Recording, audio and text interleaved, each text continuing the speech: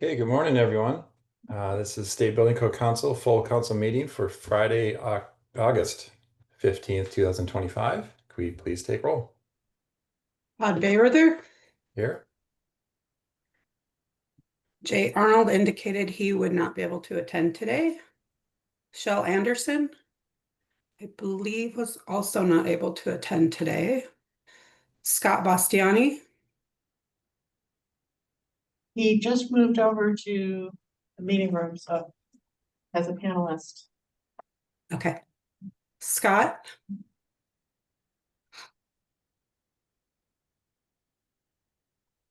Justin Bourgo. Sorry, here. Okay, thank you. Scott. Yeah. Justin Bourgo. Tom Handy. Here. Angela Hopt indicated she would not be able to attend today. Roger Heringa. I'm here. Ty Menser. I'm here, but I'd like the record to reflect that as soon as we do roll call, I'm going to be jumping in the car and driving to another meeting in in Central Washington. So I'll be listening, but I may not at times be able to vote. That's what's going on I'm not responsive. Thank you. Okay. Ben O'Mara. Here. Pete Reekie. Katie Sheehan. Dan Young. Here. Tom Young. Here. So we do have a quorum. For the record, this is Tom Handy. Oh, I'm kind of in the same situation that Ty is, so I'll be listening. okay. Thank you, And then I Tom. will do, ex officio Annette. members. Lauren Lathrop indicated he had the previous engagement. So Representative Alex Rommel. Representative Suzanne Schmidt. Senator Sharon Shoemake. Senator Shelley Short. And Assistant Attorney District Attorney Derek Meyer-Bachdahl. Sorry, Derek. That's okay, Annette. I'm here. Thank you. Okay. We're done. Okay, thank you, Annette. And so, just so we're all clear, we're quorum plus a couple? It looks like we just have one. I'm here, Pete Reekie. Oh. Okay. Oh, yeah, plus one then. Wasn't. Okay, we'll monitor carefully when we are moving towards actions today. While we have quorum, let's continue. Would anyone from the public like to be recognized? I see Patrick first. Yes, thank you. This is Patrick Hanks with the Building Industry Association of Washington. Welcome, Patrick. Corey?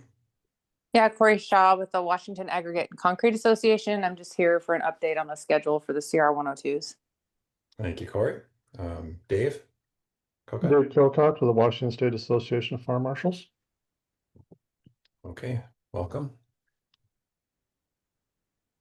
Okay, let's see other hands. So we'll move on to agenda item 2 to review and approve the agenda. Can we hear a motion to approve as shown on the screen? This is Dan. Motion to approve. Second, Ben. I think that was Ben, right? Thank you. So Dan and Ben, any questions or discussion on this? All those in favor signify by saying aye. Aye. Aye. Aye. And any opposed? Okay, agenda is approved. Item 3 is to review and approve the minutes from July 25th. We're in motion to approve while we're reviewing them on the screen. I'll make that motion and also check in. Thank you, Katie. Welcome.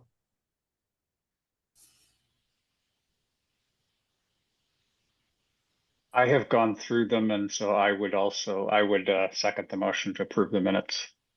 Okay, it's been moved and seconded, but we'll still scroll through them, make sure everyone has eyes on them.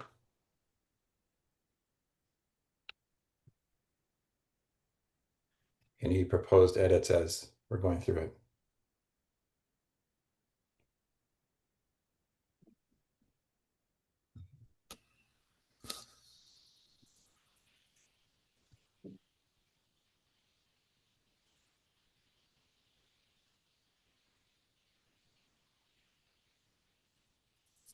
Okay. Thank you, Dustin. Motion is to approve. All those in favor signify by saying aye.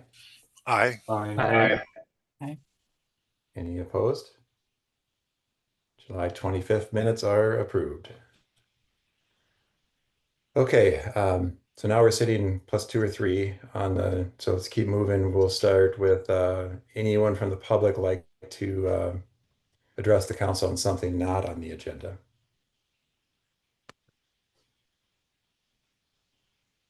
See about 13 attendees. Okay.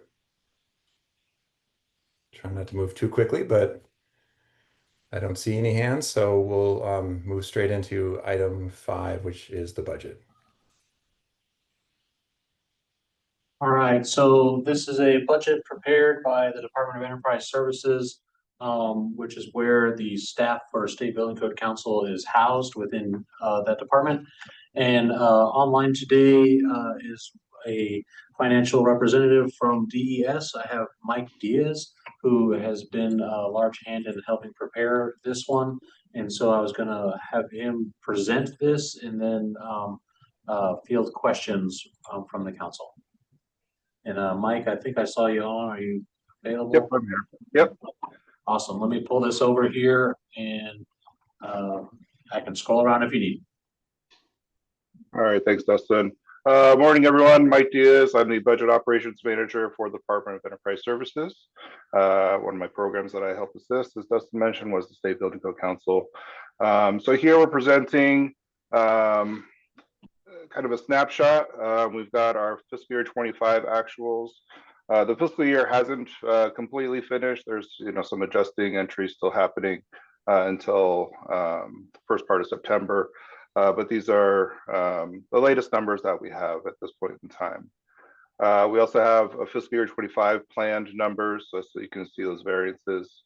And then over towards the right-hand side, we can see what we have budgeted for fiscal year 26, which is July 1st of 2025 through June 30th of 2026.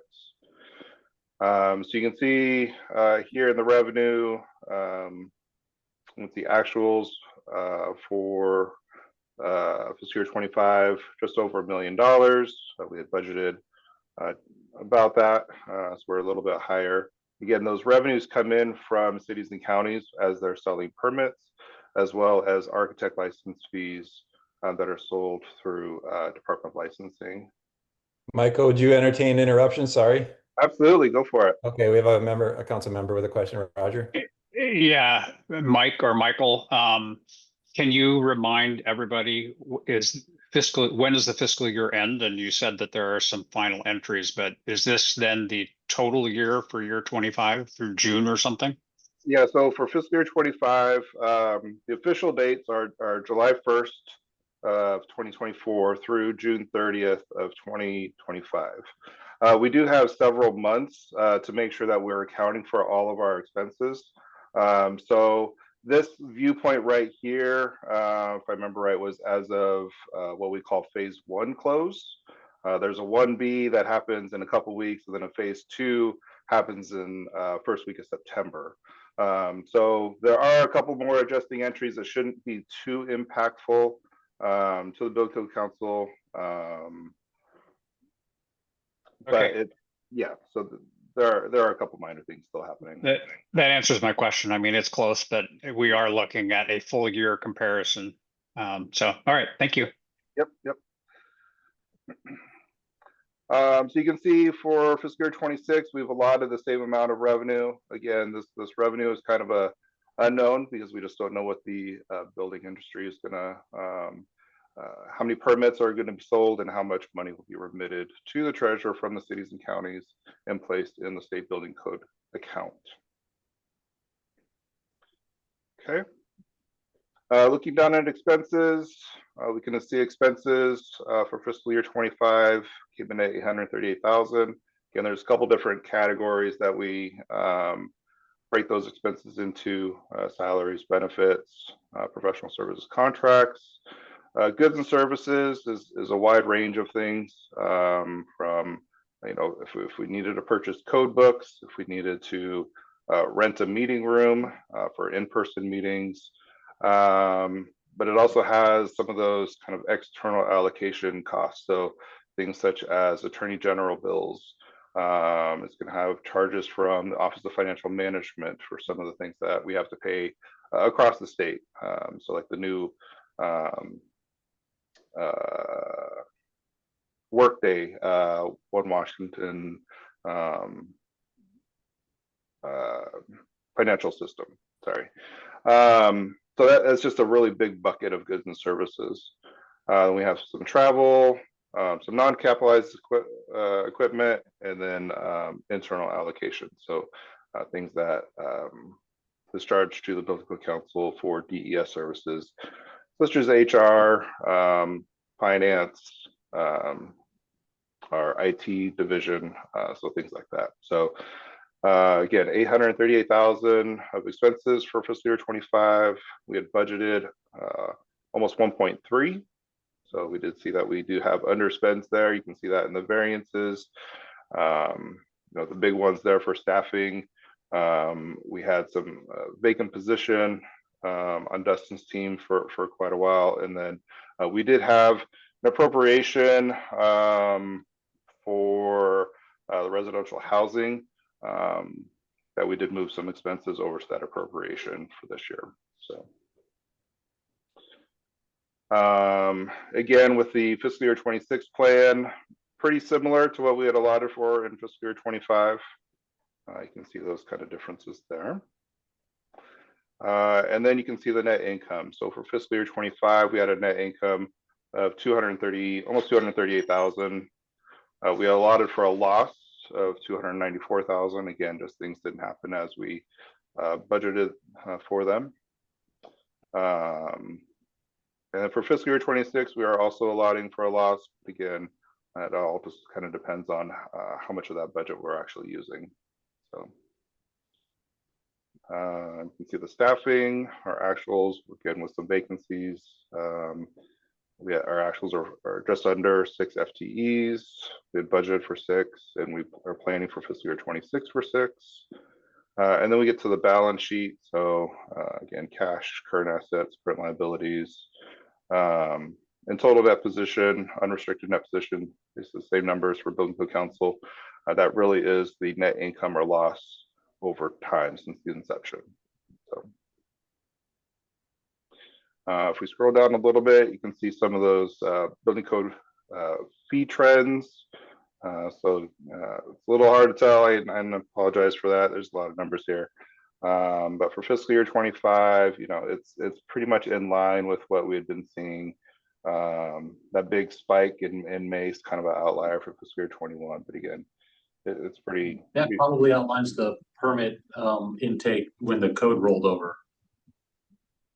Yeah, yeah. So that's just kind of the trend there as far as those fees coming in. And if we scroll down a little bit more, you can see how the Fund 084s, the Building Code Council fund is. So again, right now we're about 1.4 million. You can see that green bar is the target net position. DES assumes the target net position to be about 2 to 4 months of budgeted expense.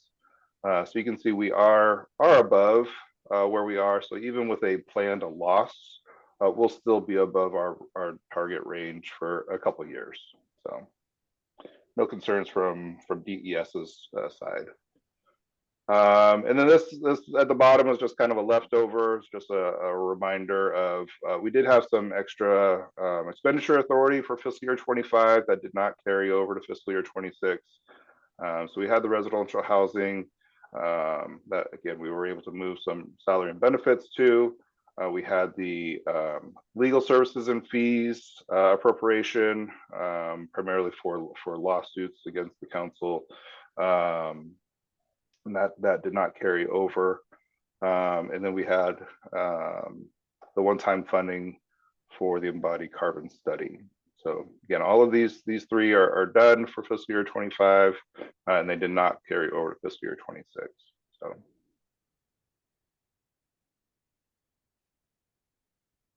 that is all that I have. Was there any other questions? Oh yeah, a couple questions. Yeah, I have one too about Roger. Go ahead first, and then Katie. I have a few. Can you explain a little bit more what the building code council account is? Is that I mean, so I understand that we have not spent our budget basically, and that account has grown. What is the availability of that? And may I interrupt and ask Dustin, can you please pull up 1927-085? Maybe we should ground everyone just in Yes. attitude and so forth, please, while we're talking. Thank you. Yeah, so the Building Code Council account is a fund set aside in the state treasurer, and it's specific to the Building Code Council. The Department of Commerce does have a little bit of appropriation out of this account as well. And this is just, again, where all of the building permit fees are deposited into, again, as well as those architect license fees submitted to Department of Licensing. They transfer that money over to the treasurer and deposit it into this account as well. So yes, we did underspend. That money would just sit there to pay for future expenses. Okay, so I'm not suggesting we do this, but theoretically we could overspend our budget by $1.4 million, and I guess I'm asking, or 1.38 or whatever the number is, and not be in what conflict with the legislature, or I guess, do you understand my question? Yeah, I understand what you're saying. Yes and no. Okay. So while we have this fund, it is limited to an expenditure authority that is set by the legislature. The legislature says the State Building Code Council cannot spend, I want to say it's about 2.1 million for the biennium for biennium 27, which is fiscal year 26 and 27. So because of that expenditure authority, no matter how much money we bring in or how much money we have in the account, we are limited to our expenses. That is one thing that we are going forward this year to. We had some of our expenditure authority reduced in the biennial budget. We're going to go forward with the supplemental budget to ask for some of that money back, or expenditure authority, so that we can ensure that we have enough room to spend what we have budgeted. Okay. Does that kind of answer that? It does. And I have some other questions, but I'm going to let other folks jump in. Okay. Thank you, Roger. We'll come back. Katie. Thank you. Just maybe this is a question for others, Michael, but it looks like on the state building code fee trend graph that like there was a big jump in 2019 in the fee trend, and then it got a lot more erratic. Is there a reason that happened, or is it just we're building more?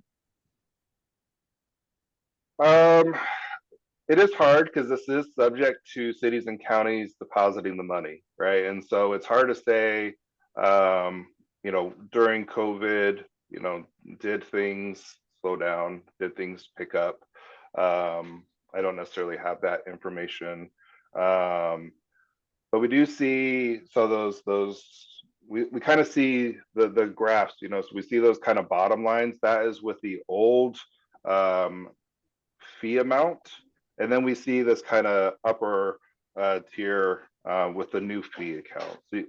So you do see a little bit of increase, but the trend typically is, you know, once a quarter, cities and counties make that deposit, and then it kind of, you know, dies off till the next quarter, and you see it spike up again. I see. Okay.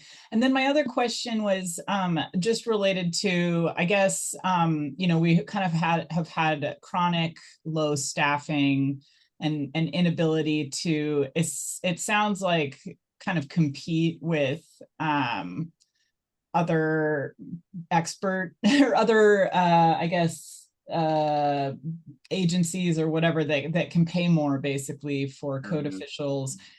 That given that we're underspending for that, we can't just give our staff raises. That has to all go through, like, does that have to go through DES, or is that the legislature? How would we be more competitive? Yeah, it is all dependent upon how the position description is written and where that falls under the state classification system. So what classification those positions would kind of pencil out in as HR does with their review of the position description. Mm-hmm. It's kind of twofold. We can't just give a raise because again, each classification has a salary limit. It's a step system that it's limited to. And is HR DES basically? Correct. Yeah. Okay. Yeah. Okay. Great. Thank you so much. That's it. Yep. Okay, thank you. Tom? Andy? Yeah, Sorry, my question's kind of along the same vein, in that how do,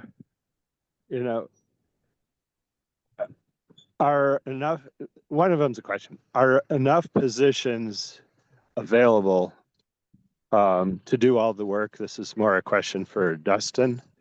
If not, how do we authorize more positions to be able to be advertised?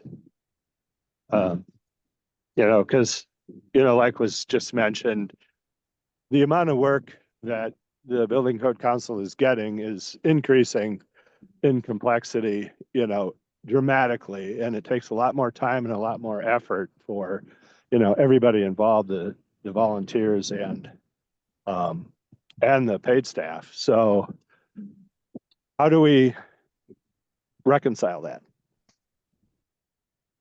So part of what we're exploring right now is, shifting in the responsibilities of staff that we have and making sure that we don't go over the expenditure authority in a small reorganization of the staff we currently have. So you've heard me say in the past that we have an unfunded position out there, and that position, if we were to hire into it, we would eventually go past our expenditure authority with that position. That position was created with some appropriations in previous legislative cycles that would have funded that position, but it was not a permanent funding. And so it's no longer funded now.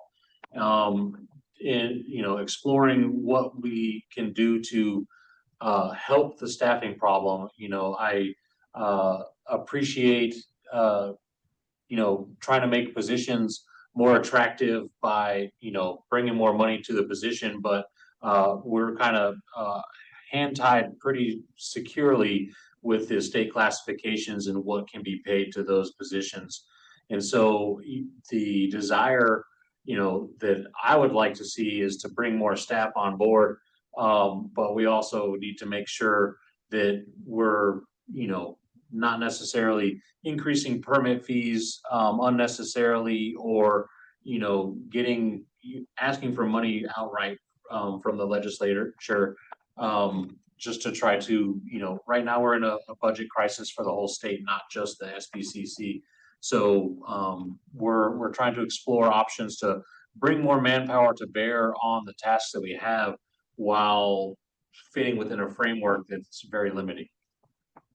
And so I don't know if that's an answer or more muddy water. Well, it kind of brings to bear the amount of mud that there is.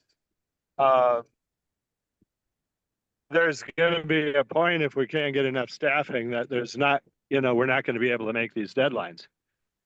And so you know, what are our options? So, I mean, in the face of, money being scarce, I think the only other component that we could really explore is the time factor.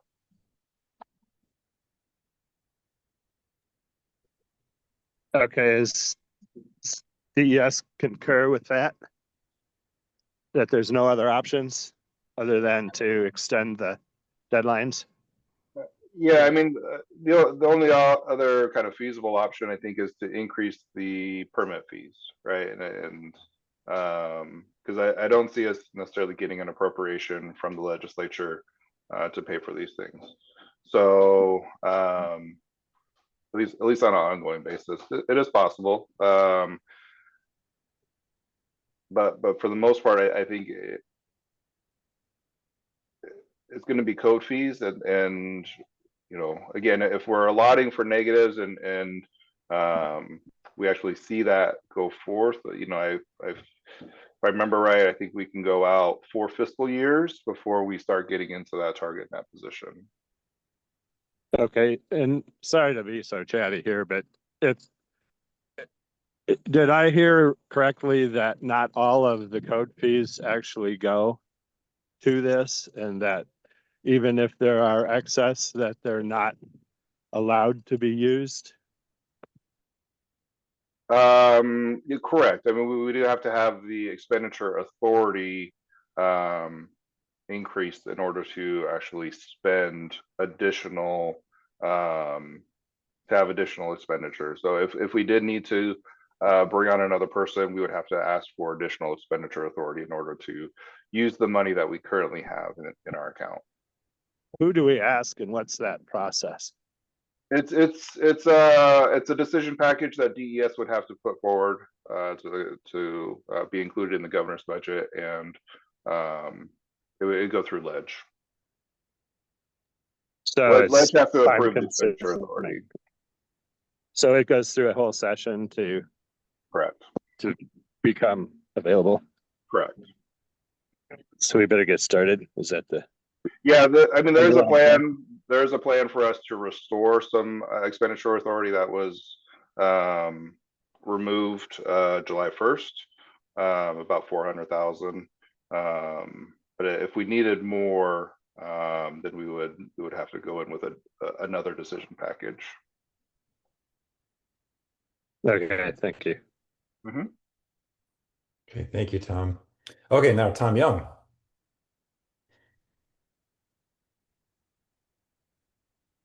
Hi. So I just want to give some perspective and perhaps insight on permit fees, as a residential builder. And so, we're more like a production builder than a custom builder. And so, the permit fees and permit activity are going to be largely, amongst other things, driven by mortgage interest rates. And so they've persisted high for quite some time. So building activity has been much slower. And some of the, data we receive is really lagging. And but builders are struggling to sell homes because of high costs of development and everything else. And so they're also not starting new homes. And so if interest rates going to persist, then I think we would probably see a trend of declining permit fees in the future. And then on top of that, I think, so I'm new to the Building Code Council, but I've seen that we're getting a lot of influence or pressure from the folks that's representing housing affordability, and we're seeing it in some of the matters in the code matters that we're reviewing, and and just as a disclosure, I'm a member of the NBA Pierce home building group. I'm also a board member of Pierce County Community Development Corporation, where we're trying to kind of assist in developing more affordable housing. And so any discussion, I know we're needing more money for our operations, but any discussions about increasing permit fees will be vehemently opposed by the building associations. Okay, well, thank you, Tom. I put my hand up just to get me in queue, so I have a couple questions, and thank you, Michael. The first one is, well, I'll frame this. We didn't really talk about why we're having this discussion. Dustin, and can you help us remember at the executive committee a couple weeks ago, we talked about where this is, either in statute or WAC, I can't remember, on this process. The council actually does have to approve the budget, I believe is the correct terminology. We normally don't act as a governing body over, DES. We're here to adopt, amend, and there we go. So this is under RCW 27074, where it says we have to approve a proposed budget for the operation of the SBCC submitted by DES. So that's what we're doing today. In the past, we reviewed this at a public meeting and didn't dig in, too deeply, quite frankly, on the actual the kind of nuts and bolts of how this works. Although that said, we're bringing a lot of new council members in. We need to talk about this. So if you have questions, now's the time. Questions I have are on the fees. I almost called them impact fees. On the fees, they have to get remitted, is my understanding in the statute, every quarter or something like that. I don't know what the real practice is. Do those numbers reflect the business fees that were received by the jurisdictions, or what was actually remitted to the account? In the past, we've reviewed that and realized there was a bunch of fees that were not remitted. I don't know if that's true or not today. And then the second one. Sorry. Go ahead. Yep, go ahead. Well, I was gonna say, what we see is what is remitted from the cities or counties to the state treasurer. The information that I understand from the state treasurer is they do not receive any details as far as how many permits are being remitted, or if it is the entire amount that the jurisdiction has actually received.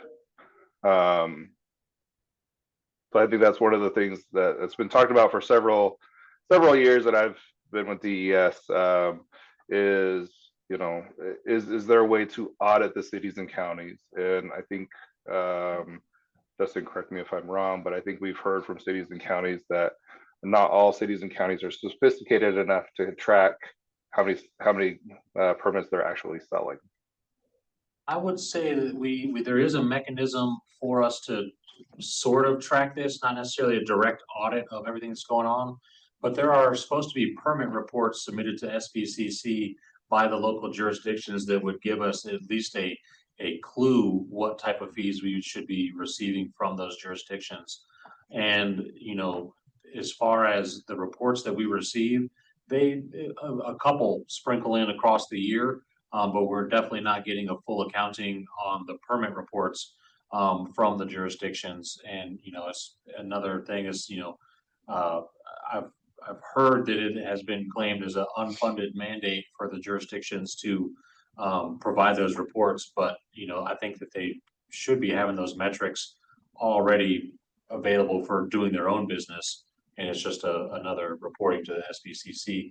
But then we get into the task of potentially auditing what we have coming in versus those reports, and it's another business item that we don't have a lot of room for in staff time to undertake. So we don't have any specialized staff to undertake that task to audit what we are receiving. Can I jump in? I'm a county commissioner here, and on this topic here, it seems, we get reports from our building department, on a very frequent basis, monthly, if not, sooner if we want it. It's all accounted for, and I don't think that we'd pass an audit, if we didn't remit funds to the state that are due the state. So, it seems kind of interesting to me that there is even this discussion. And I'm sure the cities are probably the same way. Yeah, Tom, and I'll just respond. We a few years ago we had a report and it demonstrated there were fees that were not being remitted. So I'm not trying to accuse obviously jurisdictions and cities. It's just that was a study that was done a few years ago and presented to the council. Okay, well, thanks. Yeah, but thank you for that, and I didn't mean to offend by any means. Okay, Representative Schmidt, please. Yeah. Thank you for calling on me. I appreciate that. So, as far as like the budget, I do want to tell you that we're already talking about that going into session in January, that nothing is better. So we are in a budget crisis. So, to look at money raising, getting a larger portion of those fees, asking that, you can certainly put in that request to the governor's office. I would tell you, I will not support it. And I wouldn't support it in the legislature, nor would I support increasing fees, because I'm going to say Tom Young, exactly what he is saying is we see a decrease in housing being built and decrease in fees. And part of the reason that we're in the place that we are with our budget for the state is because we have projected, we've built a budget based on assumptions of more growth than we are seeing. And I think that if we continue down that path, we're only going to end up in more of a crisis than we are. So what I would suggest is that you look more into the timelines and spend more concentrated time looking at timelines, and when we have these reports, and giving DES maybe a longer period of time to respond to those. But I can't really say enough about the discussions that I've had, and money is scarce, and I think that we need to look at other ways to resolve issues. Thank you, Representative Schmidt. Roger. Thanks, thanks, Todd, and I appreciate Representative Schmidt's comments. So this is my third year on the council, I think, third or fourth. I have seen, so I'm just going to suggest to everybody, I don't know that we're going to resolve the issue about 2026 or 2025, pending what we're going to talk about on agenda item number 7, which is the schedule update. As far as I know, we are still on schedule to issue an updated code in July of 2026 that becomes effective November of 2026, I believe. So my question or request, and I recognize, now is a really difficult time to raise permit fees. I understand it's a difficult time to go to the legislature and ask for more money. However, I also am sitting here, having been on the council for 3 or 4 years. We are being asked by the legislature to do additional things. I am the chair of the single exit and multiplex housing. We have been required by the legislature to write code to provide for these things, which I understand why. I think they're great things in order to, increase the number of housing, the amount of housing. But we are being asked more and more specifically to do things by the legislature. And I don't know that we've been talking about staff, which is a huge piece. And I circled the fiscal year plan staff of 6 full-time staff. My question in 27-28 fiscal year, how do we start putting pressure to get that to 7? I think as a council, we see the amount of work that's being asked to do. We modify our schedule based on the fact that we are very, very sensitive about burning out our staff. So trying to get everything done within the schedule that everything done that the legislature requires us to do, and the schedule that the legislature requires us to do with 6 staff is almost not possible. In addition, the other budget item that I circled was the professional service contracts. So we are required to do economic impact statements, small business economic impact statements. That has always been a challenge for us because of the process to do what level of economic impact statements are we doing? And that could be a whole nother conversation, but having budget dollars for us to have a consultant on board who is tasked with managing and doing that would be another way for us to offload staff and help us get through, and meet our deadlines. So I would like to have a conversation, when do we have to have a conversation about and I'm not in state government, I'm in private industry. So the biennium is at 27, 28. Is that the next 2-year budget? I think. When do we really start talking about that next budget? And we're still going to be in a budget crisis then, I would anticipate. I'm going to assume. But having said that, we're being asked to do a whole lot of work. So my question, after offering a whole bunch of opinions, is what's the process for the council to try to help influence that?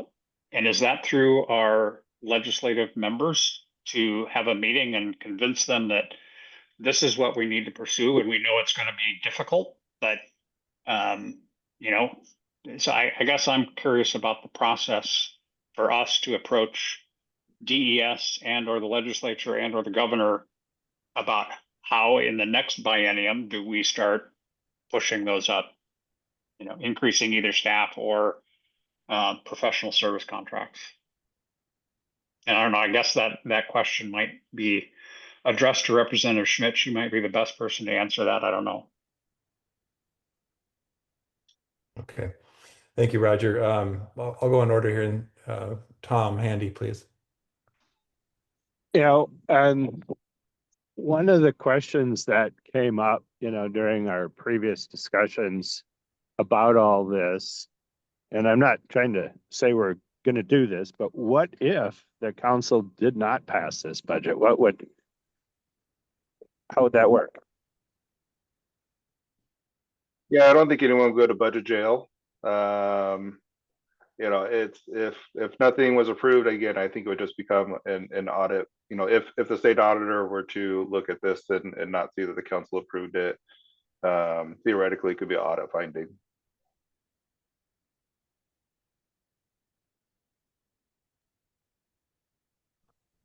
Okay, thank you, Tom. Representative Schmidt, sorry.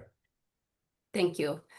I would say as far as the budget for 27-28, then about this time next year would be a good time to start putting that information together to present, because you would present it to the governor's office.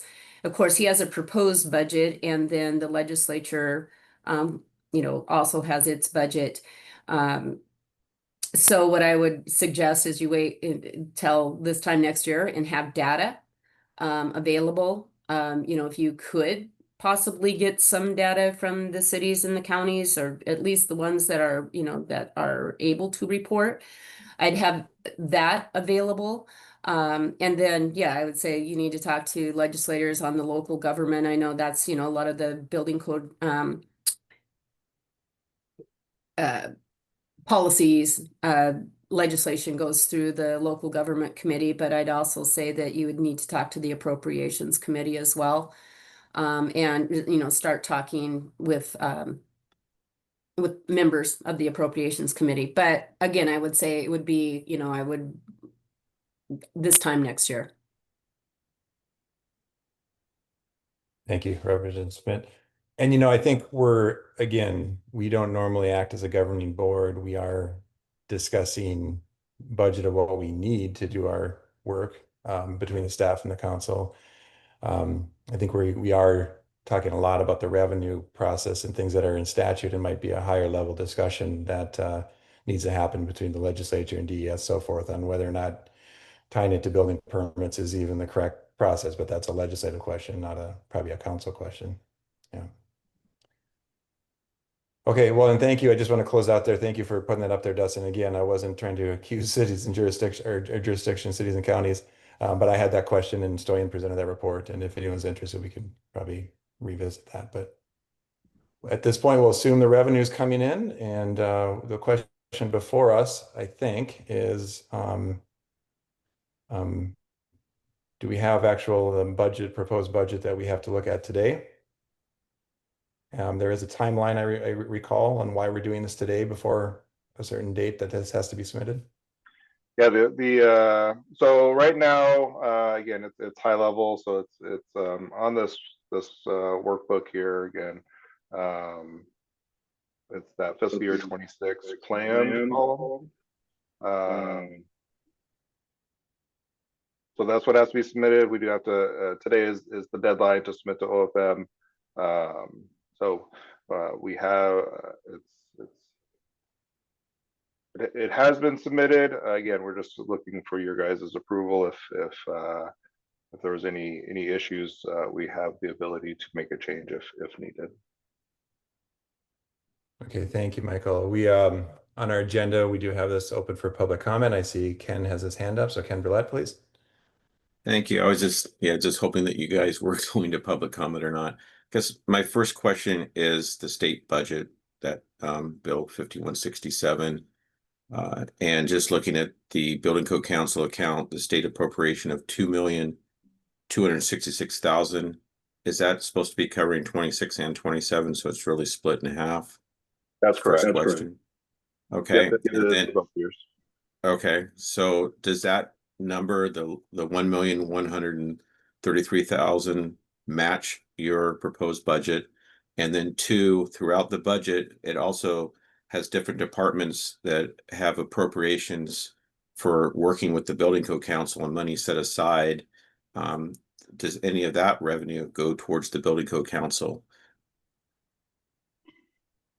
So I'll start with no, currently our budget, the way it is budgeted at this time, exceeds our expenditure authority. So that is why we were going back in and asking the legislature to restore our expenditure authority. Again, this is just the ability to use the funds we already have to pay our bills. If we didn't receive that extra expenditure authority, we would have to not do something, right? We would either not have to potentially do the study, potentially staffing impacts, because staffing really is the largest expense of the council's budget. Okay. And just a follow-up question. So that building account 084, is that what you referenced before? What is the fund balance of that the appropriations are allocated from? So in this case, it's not necessarily an appropriation / expenditure authority. So again, it just gives us the ability to spend. Right now, there's almost 1.4 million in the fund as of June 30th. We expect more revenue to come in throughout the year. So any expenses that come in will be offset by the revenue that we will earn during the year, as well as potentially reduce this total net position for Fund 084.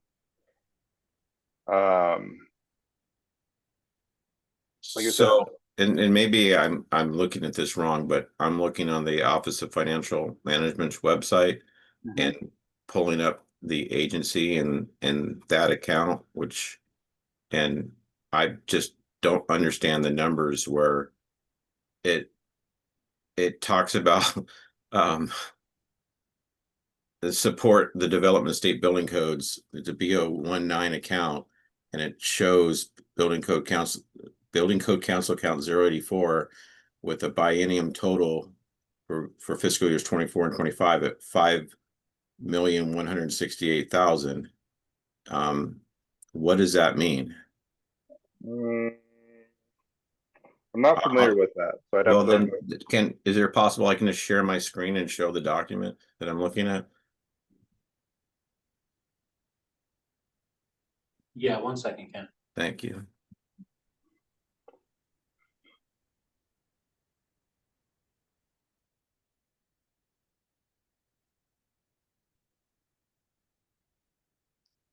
Ken, you should be allowed to share now.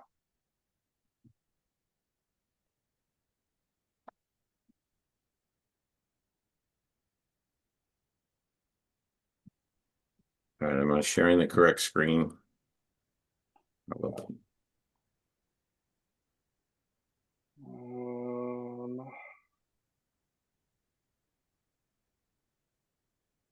Yeah, honestly, I'm not sure where those numbers come from. But So we I do am. not, So we do, okay.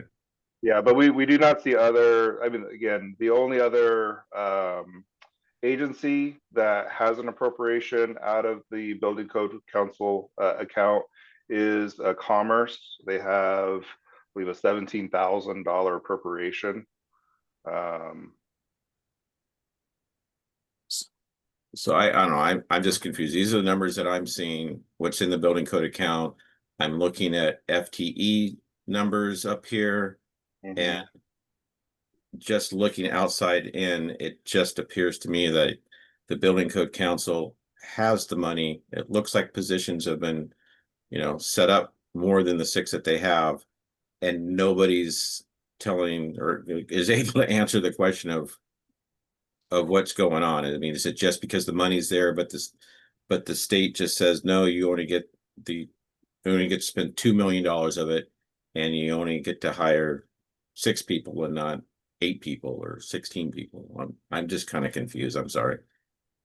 And no, in this BO19, that is a kind of like a performance measure, and so it's an activity that people tie to. It is possible other agencies are, like Commerce, is tying into that, but they're not really using Fund 084. Again, we're not seeing anywhere near those numbers of revenue coming in or expenses for these two numbers. As I say, we get a very little appropriation. Again, it's typically related to bills that have passed. So again, like the residential exits. What was another one recently? Residential housing, the embodied carbon study. So it's pretty rare that we get actual appropriations, whether it's general fund money or the Climate Commitment Act account. Yeah, I'm not sure where OFM has gotten these numbers from. Okay, well, I just wanted to bring this up because it's very confusing to me. So I was hoping this would shed some light on the confusion, but I guess not. Sorry. I can do some more research, but yeah, unfortunately, I don't know. Well, and thank you, Ken. And I think one thing that question I've always had is when we're doing these budgets, if not this forum, when is the appropriate forum to communicate the actual effort that goes into this? Because we can approve a budget of, we're using FTEs in this case, 5 or 6 people, but in reality, it probably is 10 to 12 needed, and those other FTEs are essentially taken up in volunteer time of whether they're council members or they're the Ken Brulettes of the world that are doing a very heavy lift on this effort. So where is that accounted for, and can it be? Go ahead, Roger. Yeah, I agree with you, Todd. I think that what I envision, and I'm not sure what the timing, but prior to this time next year, that we have some a real clear argument laid out, and maybe this is the executive committee or something that, or the legislative committee that, let's estimate the number of volunteer hours that are going into this code cycle, which is enormous, and outline all of the tasks that we are required to do, and have a really clear argument ready to present to, to the governor's office and the legislature. And I think the one that we haven't mentioned is, and Dustin, correct me if I'm wrong, but as far as actually publishing the code, is that ICC that's going to do that? They're the ones who will actually publish it, but most of the draft work will be done by staff and other volunteers. Yeah, but we're basically producing a building code with six staff members, and so you know, is that the best way to do it? Is that the best way to serve our state? So anyway, I think there are some really big questions, but I would like to see us, you know, either through legislative or executive committees, really have a clear argument that is set up for next spring, so that we can approach the governor's office and really start making our case for this to change. So. Yeah, thank you, Roger. And I raise my hand again just to put in queue. I'll add that these discussions of whether they are attached to the building permit fees and on the back of local jurisdictions is something that should be addressed. It's a statewide effort, and I agree. I don't want this necessarily attached to my project, or more importantly, I don't want the burden to be placed on my local jurisdiction when I'm working on projects. Now, that's maybe a political statement, but it's more of a question of what is the best approach when we're developing statewide code to benefit the health and well-being of the entire state. So I don't think today, right now, is the time, but I think I'm glad we're having this conversation, and hopefully we can put FTEs and effort on this in the near future. So with that, I don't see any other hands. What is the action today we'd like to see? I would like to see a motion to approve this agenda. Even though it is a rubber stamp, there's not a lot of input that we have the ability to change here today. I think the discussion that we're having will bear fruit in the future for future budgets.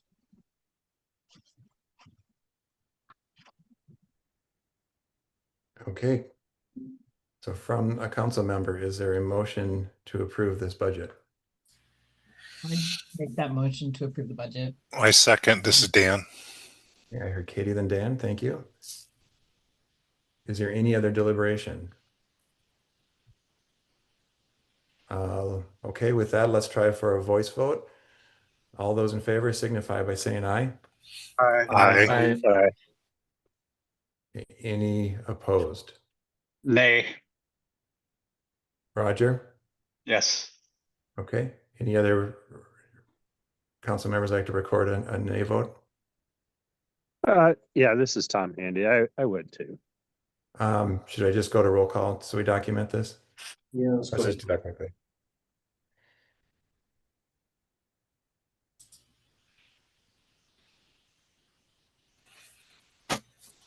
Ned, do you want to handle the roll call? Yep. Sorry about that. Scott Bastiani, Vote to approve. Tom Handy, Nay. Roger Haringa, Nay. Ty Menzer, Aye. Ben Omura, Yes. Pete Reekey, Yes. Katie Sheehan, Yes. Dan Young, Aye. Tom Young. Aye. That passes 6-2. Okay, and we did have quorum there, so. Yep. Thank you, Annette. That motion passes. Thank you, Michael and Dustin and staff for everything you do. All right, thank you all. Keep talking. Okay, we'll move on to the next agenda item. Going from memory here, is that 6? The Agenda item 6 is the emergency rule request. yes. Okay. So, just a brief introduction on the emergency rule request. We've got a couple things to do, and I'm glad that we have the number of folks here in the room from the council to be able to actually undertake all this. So we have two motions that we would need to pass in order to file an emergency rule. According to RCW 1927.032, number 1, number C, all of these right here indicate what we are trying to do today and what we undertook last meeting. So C, number 2, states that we cannot act on a emergency petition at the meeting where the petition is introduced. So that was done last meeting. The rest of this talks about how we are going to find an emergency and how we do that. So C1, A and B say that the amendment is necessary for the preservation of public health, safety, or general welfare, or the amendment is necessary for consistency with state or federal laws and regulations. This parallels some of the verbiage that is also included in the Administrative Procedure Act for emergency rules. Let me share that real quick. Dustin, you're not sharing your screen. I'm not sure if you thought you were. I apologize. Let me update my share instead of just talking about what I'm sharing. Okay, so going back, I have 1927.032 C1 through 3. This outlines our process within the council, what we're doing. The C1 mimics some of the language in RCW 3405, the Administrative Procedures Act, for emergency rules. So if an agency for good cause finds that immediate adoption or amendment or appeal of the rule is necessary for preservation of public health, safety, or general welfare, and that observing the time requirements of notice and opportunity to comment upon adoption of a permanent rule would be contrary to the public interest. So an emergency rule can go through when we file it. It takes effect immediately. And so back to 1927.032, we covered A and B. Number 3 is the one that outlines pretty much the actions we're looking for today. We can accept an emergency petition only when the petition provides a concise statement of the reasons for a finding that emergency basis exists. And the council must approve a finding that emergency basis exists by a 2/3 vote of voting members. Currently, we have 14 council member seats occupied, so that 2/3 vote would still be 10, even if we had the full 15 members. So we're looking for emergency finding with a vote of 10 or more, which at today's meeting is going to be a unanimous vote. And then once we find that there is an emergency basis established, the content of the emergency rule must be approved by a majority of the voting members, which will be 8 members. And with that saying, as far as what we have to on our plate today to actually undertake, I would turn this one over to Dave Cocott to explain the emergency rule request. And Dustin, before you do that, and Dave, welcome. Just to reiterate what I think you said, voting members is defined as 15, full council. Yes, sir. Not of members present. Yes, sir. And Roger's gonna weigh in. Thank you. Any chance we could get Dirk to confirm that? Yes. This is my favorite conversation with Dirk. I know. Roger and I always go back and forth on this, and I do it with gusto. My interpretation of the statute is consistent with, I think, the long-standing interpretation, which was confirmed in the 2024, that I believe was confirmed in the 2024 amendments, where voting members is best construed as meaning the total number of members who are voting, as distinct from non-voting members, which would include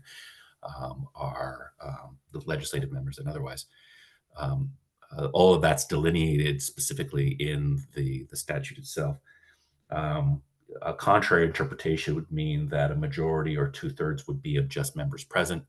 I think that that's, again, contrary to the longstanding understanding of what a majority of voting members are under the statute, and as confirmed, I believe, in the 2024 changes to the statute. And so one thing that is important to note, though, when counting voting members, that would be voting members, as Dustin indicated, of actual appointed members.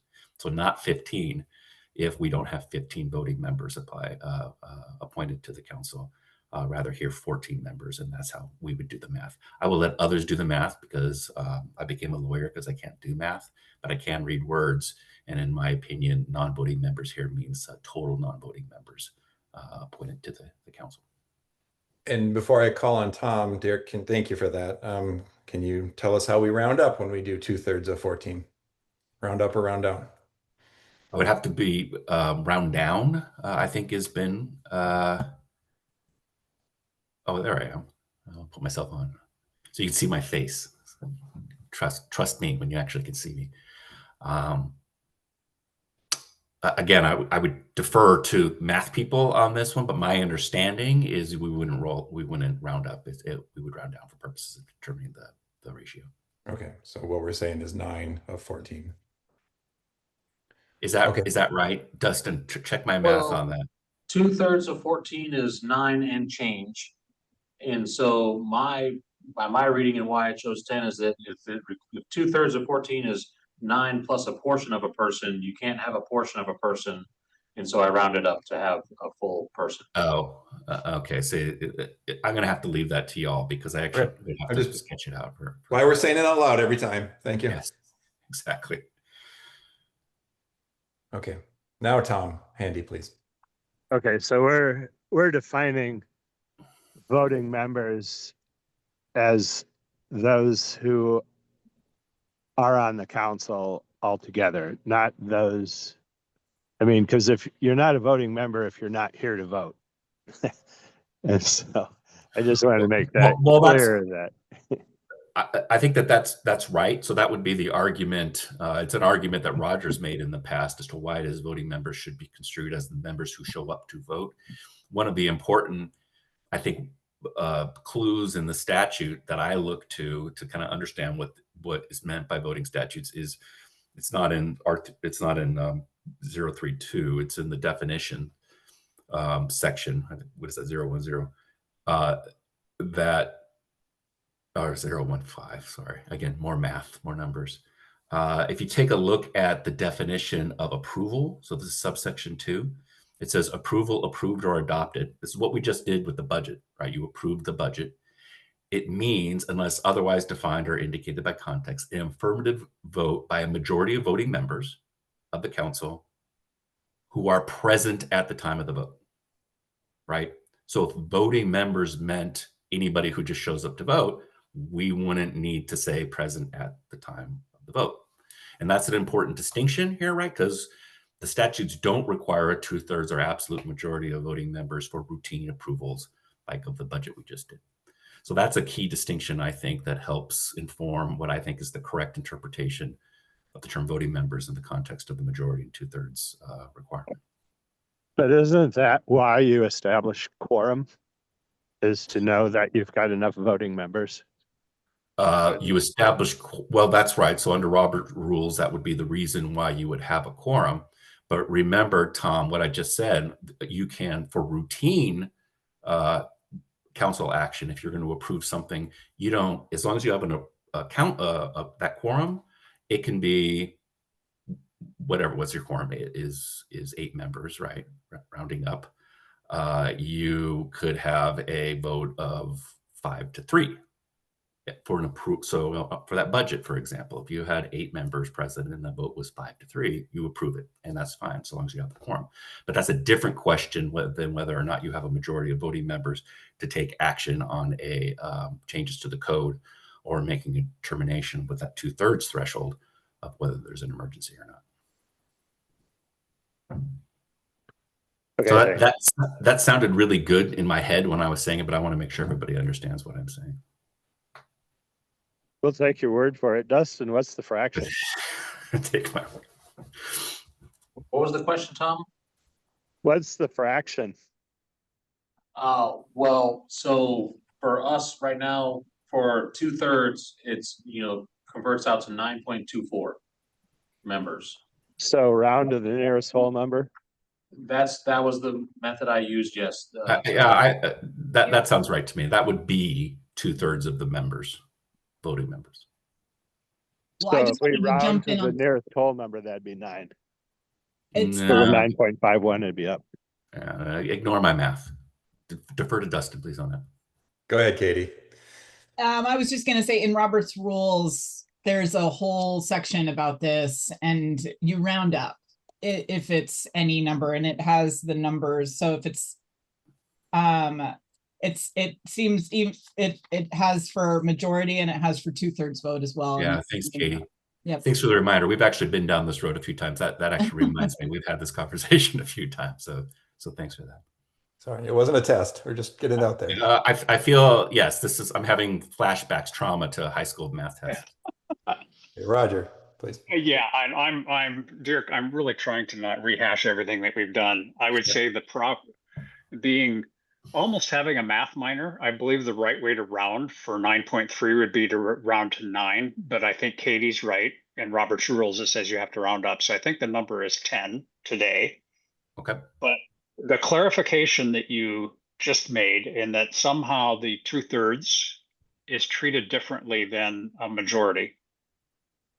When I read, and if you go back to 27-032, those two, the sentences, orange space exists, the one, what is it? Number 3, yes, that one. So the emergency approves a finding that such emergency basis exists by a 2/3 vote of voting members. Right. The approval of emergency amendments requires a majority vote of the voting members. The voting members in those two cases are the exact same. Correct. Because it's an amendment, it has the heavy weight of both accept an emergency basis, and then if so. But by that definition, we would have to have a majority of 14. Correct. To both for the emergency declaration and if voting members is defined as Dirk says, then even first, if we had 10 people that said, yes, it's an emergency, we would also have to have 10 people that said, well, no, the majority would be 8. Right. Correct. Yeah. And what we're trying to do, and thank you, because we're trying to get to Dave Kokut on the substance of this. But I mean, it's important, especially with a couple new council members, Tom. And yeah, and I said this at the last meeting. This requirement, the 2/3 requirement for emergency, is newish. So the council's still kind of working through its thinking and understanding, developing a consensus on what that process looks like. But to your point, Roger, that's correct. So if it's 14, it would be 10 and then 8. Okay. Yeah. Thank you. And as we get to Dave, when we're getting there, Dave, just want to also close out, we're held to certain time periods of when the system is. So Dustin or Derek or someone, can you remind us now? Because one concern here is, of course, we're down 2 people today. We tried very hard to get everyone here, but we want to make sure we're giving this a proper consideration. And what are we limited to on an emergency proposal? So within 60 days, and we know we've struggled with that. So we're beyond the 60 days from when this was met, but I believe that we are, our petitioner is okay with the timeline that we're on right now for addressing this one. And so I think that we are okay by the statute right now for the timeline that we're on. Okay, but I guess my point is I'm not sure we have 10 members today. I believe that we do. Do we? Yeah. Yeah, we just barely have 10 members. We didn't, when we did our roll call, we did, but we had some people trickle in after roll call. And I believe Pete and Katie put us to the 10-member mark. Okay. When including the chair. Oh, yes, when including the chair. Including the chair. Yep, thank you for that. Okay, are we ready? I think we better get to Dave. Okay, Dave, let's so in order to establish an emergency basis first, we need to obviously understand what the petition is. So Dave, can you have your hand up, I believe. I promoted him to panelist. He should be good to go in here. So Dave, he's unmuted and ready to go. Oh, okay. And Patrick, I'll get to you after Dave. Thank you. Well, good morning. It's interesting seeing how the new process is occurring. My name is Dave Cocott, and I'm the past president for the Washington State Association of Fire Marshals, also known as WASFM. I'm here to provide background for the proposed emergency rule. With the current housing crisis, there are some creative methods that Washington State is looking to use to increase the number and cost of housing units. This has included increasing the number of housing units on a residential lot, higher density in residential zones, reducing lot areas, normally the width, and not requiring parking on site. In doing so, it's created some unintended circumstances. So following the code path for this emergency rule, we start with RCW 1927-031, Part 7. That states, the council shall solicit input from first responders to ensure that firefighter safety issues are addressed during the code adoption process. We then go to the fire code, which is WAC 5154A, and section 504.1 states, an approved access walkway leading from the fire service apparatus roads to external openings shall be provided where required by the fire code official. Within the fire code, approved is defined as acceptable to the fire code official. I'm going to go a little bit further into IFC 102.5. There's a separate proposal regarding the residential code with this on the RC, but within the fire code, it does state that where structures are designed and constructed in accordance with the International Residential Code, the provisions of this code, meaning the fire code, shall apply as follows. Construction and design provisions of this code pertaining to the exterior of the structure shall apply, including but not limited to premises identification, fire apparatus access, and water supplies. Again, the key thing there is not limited to. Where interior or exterior systems or devices are installed, construction permits required by section 105.6 of the fire code shall apply. So here's what's come out of all this. Several of our members have brought an issue to the board's attention, the Fire Marshals Association. The minimum clearance for fire responder access to residential units or openings for lots of parcels that have more than one dwelling unit. For some of these dwellings, basically they don't have existing openings to or entrances or even emergency windows on either the street side or the alley side. The clearance on the sides of the buildings, the property line has been allowed to go to as small as 3 feet. This poses a safety issue to firefighters, occupants, and patients. And I'm separating occupants and patients because occupants can exit the facility on their own. Patients may not be able to. To remove a patient that has a medical condition that requires continuous treatment, such as a heart attack, 3 feet is inadequate to move a patient on a gurney with responders affecting treatment. It would require treatment to stop until the patient can be moved to a pathway that is wide enough. It's also an issue in regards to ladder access to second floor escape openings and to the roof if fire venting is warranted, which is typical across Washington State. Ladders need to be at most at a 75-degree angle, with 60 degrees being the normal angle for ladder placement. A 75-degree angle requires 1 foot of horizontal distance from the building for every 4 feet of height. This is further affected by any roof overhang for roof access. With ladders at smaller angles, which is typical as noted, this distance from the building is increased. So depending upon the configuration of the housing and the structure, the primary access to the roof will likely be from the sides of the structure. That is totally up to the architect. That's what we have seen up to this point. As Washington State has not adopted the model code language for residential sprinklers, this puts more demand on the responding fire departments, as we now have more hose and ladders are needed to fight a fire in a structure that is not provided with fire sprinklers. I also want to clarify some comments from the last meeting that there's some comments made about my attendance. I unfortunately was not able to attend. As Dustin indicated, this proposal was submitted in April. So basically my schedule did not permit me to be able to participate with the meeting last time. So I apologize for that. I wish I could have done so. Anyways, I do want to provide a clarification that this proposal is intended only to address new construction. It does not address existing conditions. The rule also only addresses those structures that do not have exterior access openings facing a street or alley. The emergency rule provides for a minimum clear width of 5 feet between the building and property line when the building does not have fire sprinklers, but acknowledging the walkway can be also used, that acknowledges that the walkway will also be used to bring fire hose into the building. The distance is reduced to 4 feet if fire sprinklers are provided. A 5-foot distance has been the standard for Vancouver for several decades. and is being forced, as confirmed by the fire marshal in discussion I had with him yesterday. I had heard that the Vancouver is having issues with that. The fire marshal confirmed there are no issues, they are enforcing it. And lastly, the Washington Fire Marshal Association is fully aware about the impact of projects that are in design that could be adversely affected by this rule. We are open to consideration that the rule can be delayed in implementation pursuant to RCW 3405-350 to a reasonable date that will allow for existing projects to be completed and to alert new projects to the requirement implementation date. We appreciate the opportunity to speak about this issue, and WASM requests that the State Building Code Council approve this emergency rule to address firefighter safety.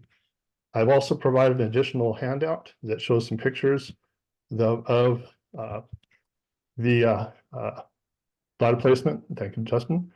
As well as some pictures also showing where we have access issues with gurneys and how it actually looks with people that are having medical issues and are being treated as removed from buildings. I'm open to any questions.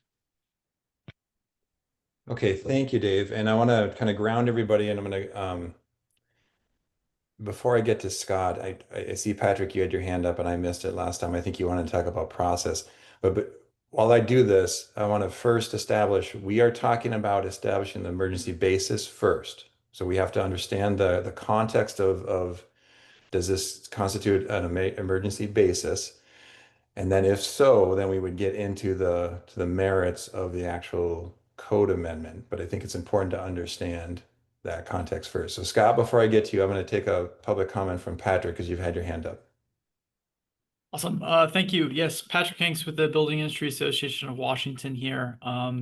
Just want to say thanks to the Washington State Association of Fire Marshals for bringing this forward. We appreciate the supplementary material they provided to help expand the understanding of this issue. And thanks to Dave, I was able to meet with him to clarify some questions and get a better understanding of their intent. We understand what they're trying to do, but I think based off last meeting and off meeting with them, the code language currently proposed does not match that intent. And I thought that this was going to go to the committee to get worked on and then come back to the council with a better code language that was ready for adoption. There's issues, currently it applies to all sides of the structure that have any doors or windows. We're fine with having a 5-foot minimum apply exclusively to front doors if the side of the building they're on does not face a street, parking lot, or yard. And just make it clarify that it only applies to new dwelling units. And then we would request a delayed effective date of 60 to 90 days to give time to train the industry and make adjustments to plans that are close to submittal. If, and I understand that they submitted their petition a long time ago, the council should have acted on this or responded to them in accordance with RCW 3405, 330. So what I would recommend today is the council vote to send a letter in formal response saying they intend to act on the petition, but send it back to the committee to fine tune the code language. We're happy to assist with that. And then come back for either a special meeting or in September to adopt that final language with a delayed effective date. And then on the topic of the voting membership, I actually took a deep dive into this a couple weeks ago, so I thought I'd throw in my 2 cents and see if I can help you. Robert's Rules 11th edition distinguishes between voting members and voting membership. Voting members is those present and voting at the time of the meeting, so abstentions would affect the number required. And then voting membership is the percent of the total body, regardless of whether or not the attendance.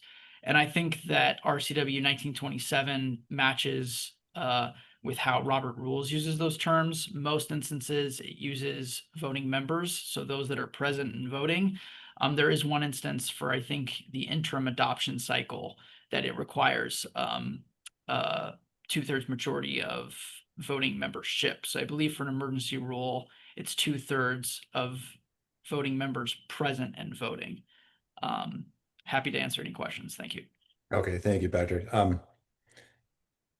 So yes, I better address a couple things, Scott. We will get right to you. Try not to get too deep into the merits yet, but thank you, Patrick, for all that information. Yes, we are trying to address this as a council. We are not on schedule on an emergency amendment, as you've noted, and the council did take action to push us down to the BRFW committee on the technical merits. We canceled that last meeting, realized this, wanted to bring it to the full council and first have this discussion about establishing an emergency basis. And if so, then we have options of what we can do and work with the proponent on whether the vote and action would happen today, or we would, if an emergency basis is established, or an option would be, as you said, move it back down to the council, to the committee, as we've already discussed. So let's park that for a second and then take some input here from Scott, please. Thanks, Todd. I appreciate Patrick's clarification, and I think that answered my question, because I interpreted that as they did, that this would apply to any side exit, regardless of whether you had a front and back. So that was a good clarification. I guess I would like to understand if that was the intent, I guess, of the emergency application. I can answer that, and at the Yeah, go ahead, Dave. of the base fire code, that's for new construction for those items there. There's chapter 11, which is retroactive to existing. We are not amending chapter 11. We're not making this retroactive. I don't know that entirely answered. Dave, did you understand the Patrick's comment? So it's not I'm not talking retroactive, I'm talking new. So new applications, new construction. Is the intent that there would be 5 foot required if you did have, alley and street sort of compliant access? Would you still want 5 foot on site access? As the language of the emergency rule is that it's required for access to buildings that do not face street, alley, or parking lot. Okay. Okay, go ahead, Roger. Yeah, so Dave, I have a few questions to clarify exactly where we're at. And I think I know the answer to some of these, but just because I'm into the IBC and the IRC, the IFC handles both residential and commercial. Is that correct? There is not the differentiation. Okay. The reference that you have on the petition in item number 5 in your explanation, that is the current language in 504.1, right? In the currently adopted fire code, Washington State Fire Code. Is that correct? 504.1.1 is a new section. Yeah, but 504.1, which is in your explanation. Yeah, in my explanation, I did provide on not all of 504.1, but most of 504.1. That's correct. Okay. And then the Washington State, not the IBC, which is why you have, it is, parts of it are blue, right? Those are the parts that the state of Washington already changes from the IBC or IFC. Am I correct? If you go down, Dustin. The blue are changes that the state of Washington makes to the 2021, from the 2021 IFC to the 2021 Washington State Fire Code. I believe that the blue are either bolded language, as I copied it from the model code, or it was basically italicized, referring back to the definitions of those terms. I don't think those are not state amendments. Okay. Then there are changes that the IFC made from the 2018 IFC, right? That are in the, because this is the 2021 language. Yes, I am using the 2021 language, assuming that we'll be using the 2021. Okay. So I did look at the 2024 IFC, and there were changes made to 504.1 in the most current code cycle. But those, when I looked at the definitions or the reasoning statements, is that they didn't want to confuse, they got rid of the word accessible because that confused people as to whether they were talking about accessibility or not. So the with ready access change. This is the change that Dustin's bouncing around, but so in the current code, the international codes have made a change to 504.1. But the change is just to change the, what is it? Readily accessible to with ready access, because accessible is getting confused with the accessibility code ADA kind of a language. And I think if you went into the insights there in that change, it would make, that's what it would state. So I guess I'm a little bit, the international codes in the current code cycle did take a look at 504.1. There was not any conversation about adding the additional language that you've stated. Was that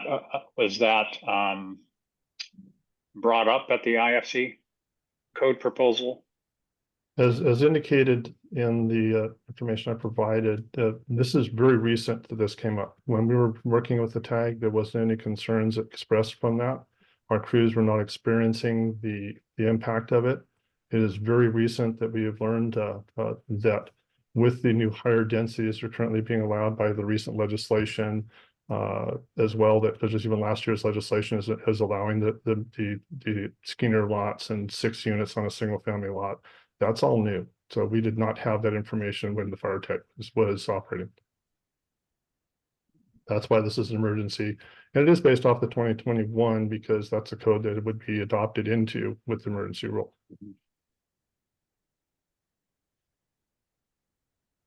Okay.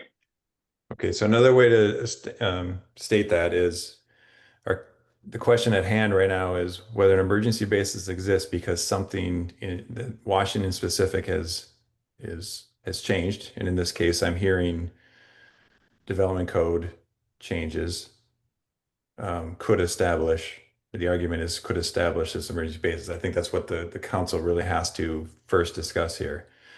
And while again, it's important to go into the merits of the actual code, that's not the question yet. We have to establish that an emergency basis exists right now for this not to go another process, either through the 3-year cycle of external petitions or a legislative mandate.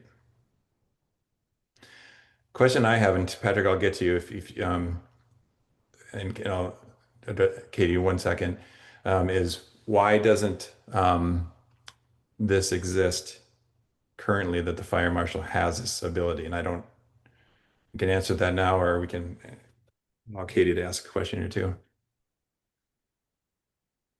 Dave, would you like to? I can respond to that. Is if you look at that with the discussion that I did provide, and I'll forward that on to Dustin.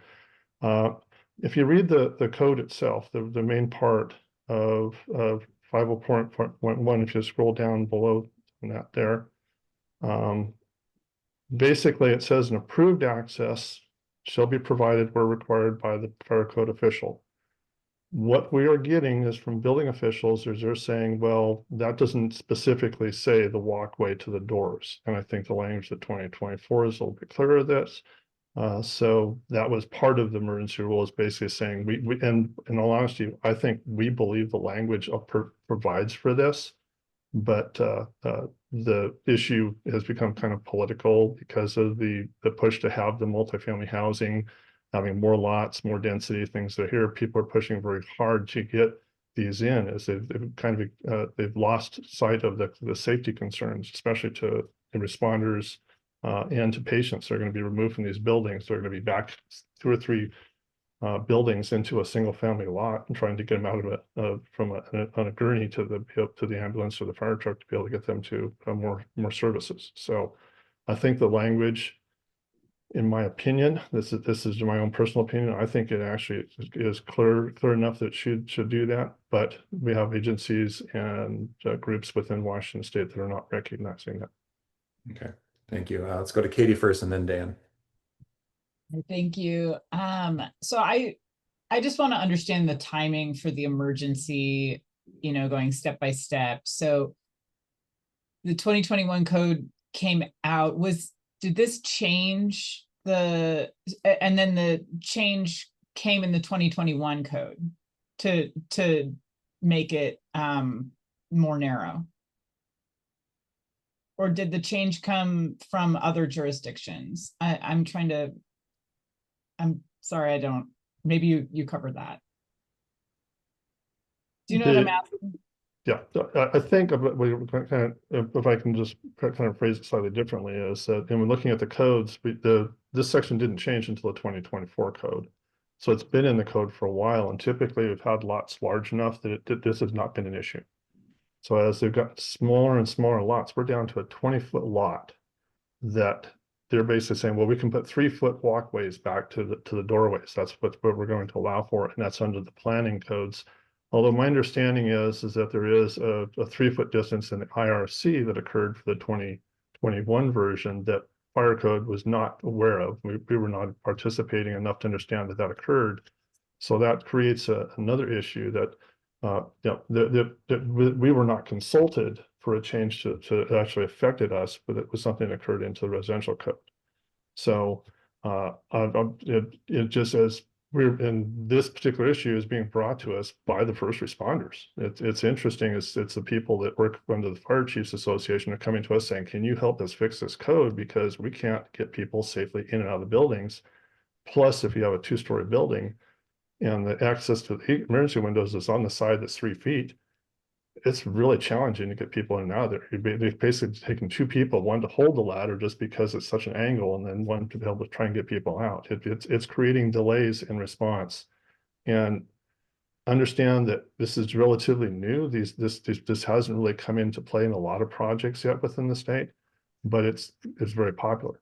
That we're seeing a lot more proposals for this with and that's where there's an allowance in the rule itself is if 2 lots are adjacent to each other, 3 foot on either side, and they put a 5-foot aisle between them that's shared between the 2 lots without a fence, we're good with that. That's simple. But the problems we're having is they're going to put a fence, they're going to have a building, there's only 3 feet.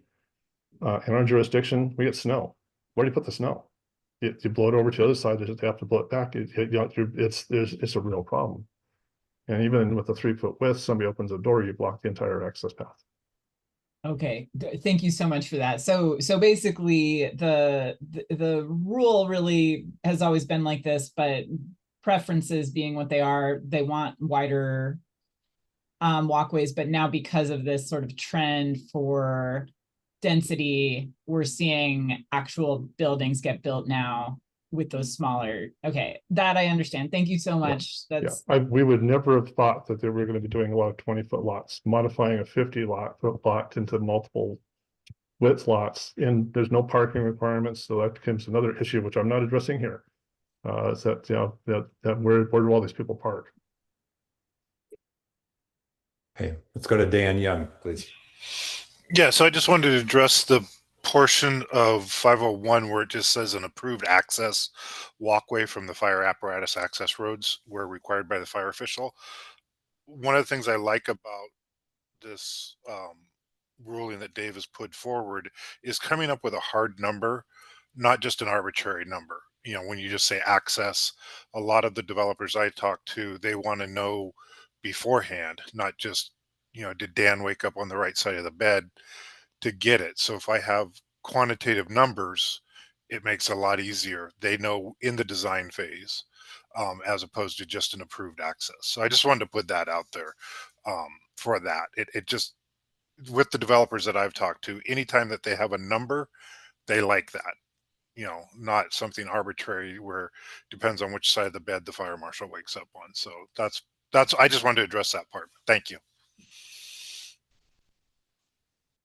Okay, and thank you. But Dan and Dave, doesn't the fire marshal already have the ability to, on a project basis, to address this? I guess that's my question that I'm not sure I fully understand. I feel like if I'm coming into a pre-dev meeting. So the issue that we have is within our state, the top code is the building code. So the building official can override the fire marshal. Okay. So if we Okay. have a dimension in here, that is much more difficult to disapprove compared to having that basically says it's approved to us, but then the building official can override it. Okay, I see. Let's go to Roger and then we'll go to, I need to go to Patrick, then you can. Sorry. Thanks. And Dan, that was a good point that I to consider, and I will just say I'm on the fence as to whether it's an emergency or not. Not necessarily that it makes sense, but I know from my past experience, we seem to have made emergencies out of a whole lot of things. And again, going back to our discussion about lack of staff, an emergency rule adds a lot of work to our staff. So, so I'm on the fence as to whether it's emergency. The latter discussion, I have a little bit harder time. I understand it's difficult getting people, the gurney is a little bit stronger argument for me. I just wanted to say two things, Todd. In talking, you had mentioned, I just wanted to be clear, if we don't find an emergency, the next steps for Dave would be to address this in the next code cycle, because in the regular 3-year cycle, we've already gone to CR 102 with the ISC changes. So we're too late to get it into the 2024 code cycle in the regular, unless it's an emergency, we're too late. So it would be the 2027 code that we would address that. Is that correct, Todd? Or legislature pathway. Or the legislature, right? And then I'm curious, going back to Dave, can it not be brought to the state building code for a clarification as to whether the fire official has, rather than making a code change, isn't it the building code can publish opinions, right? And wouldn't that be a step forward, that it is our opinion that the fire marshal has that ability to require the 5 feet? And just a question. I think that it could, but one of the things we also concern ourselves with is if you have jurisdictions like us that we have multiple departments, we could have multiple standards. And I think that the most consistent way of doing it is having a single direction, a single dimension for doing it throughout the whole state so that it is consistent. Some departments just don't have the ability to do certain things, and the other responding departments can do way more than others. So by trying to have something that's consistent makes it easier. Kind of leaving it up to each of the local fire code officials could end up with a whole bunch of different numbers. And that's partly why we described that Vancouver has come up with a 5 feet, but which we proposed as a reasonable alternative. But we also said, well, if the building is sprinklered, we wouldn't necessarily have to be dealing with ladders. We'd be mostly dealing with the gurneys getting out. So the 4 feet is manageable. It's not prime. It's not the best, but it's way better than 3 feet. I mean, we can't do 3 feet. 4 feet we could do with situations. So it's a compromise for us to be able to accomplish more multiple housing without trying to do too much impact to the cost of it. Okay. I'm going to go to Patrick first and then Ken, please, for public comment. Thank you. Yeah, just following up. I guess if the council decides not to find an emergency, then this point won't be as necessary. But going back to the code language, 504.1 refers to exterior doors and openings, which could be any door and any windows.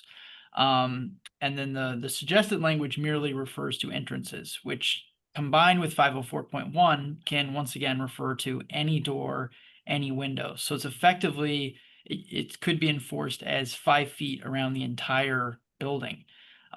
Going from a 3 foot minimum to a 5 foot minimum, I've heard from builders that will kill the feasibility for a number of detached accessory dwelling units. There's just not enough space to do the entire building and 5 feet around the entire structure.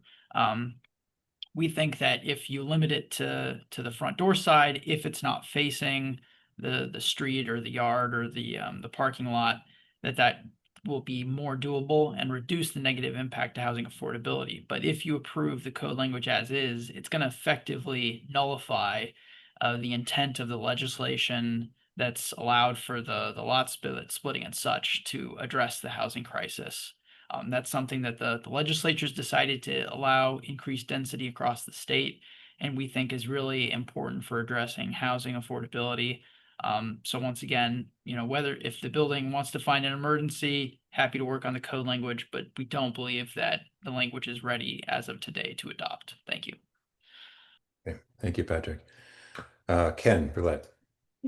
So I think you got to go back to the word approved that's in the 504.1, and without a starting point statewide, that's where the confusion comes in, is where do you start? Yes, I agree. All jurisdictions have the ability to come up with their own rules, and that's what this emergency rule proposal is for those jurisdictions that have specified it, great. Then for their community, they specified something differently. And you just have to make the determination, is it okay to be less or more restrictive with them applying that if you're going to come up with a minimum width. But the problem is that there is no minimum width right now. And so it could be all over the board. You could have your state fire code enforced differently in different areas without, any purpose. So I would just, I think it is important to put a width in there as a starting point. And again, if local AHJs want to change it, they can change it. But they don't have that. They have ability to come up with an approved, but nobody knows what that is. That there needs to be a kind of a starting point to work from, and there is none right now. And again, Ken Brulette, Fire Code Consultant, LLC. Thanks. Okay, thank you, Ken. Okay, back to the council. Again, the question in front of us is whether an emergency basis exists on this topic. We have covered some of the merits of it. We've discussed the other pathways. Am I missing anything on the emergency pathways? Is it only through an external petition to the council? And maybe we could pull up the RCW one last time just to make sure we understand what the pathway we're on. In 032, is that correct, Dustin? I believe so. I had it pulled up. I think I closed the window. So give me 2 moments. I know we're talking a lot about process today, but we're trying to be careful here. So under 1C, 3, B, 3. No, I'm sorry, I'm getting confused there. We're under C, up a few lines there that the council may adopt emergency amendments. C3.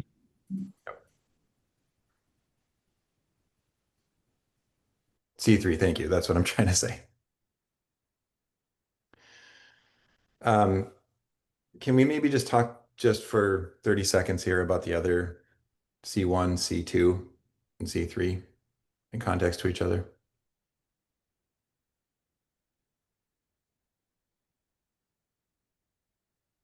Well, I mean, Dustin, would you like me to speak to that? Sure. Okay. Okay, so these are, again, new requirements that were put in place in 2024 with respect to the process the council must follow, the pathway, as you put it, Todd, and in determining whether an emergency rule or emergency changes should be put in place for the codes. And for new members and for members of the audience, I think what the legislature was reacting to was a perception that the council was, I think one of the members today mentioned it, maybe wasn't being consistent in adopting emergency rules during the off-cycle period. So they put in a little bit of a framework here to help the council determine when an emergency change the code was warranted.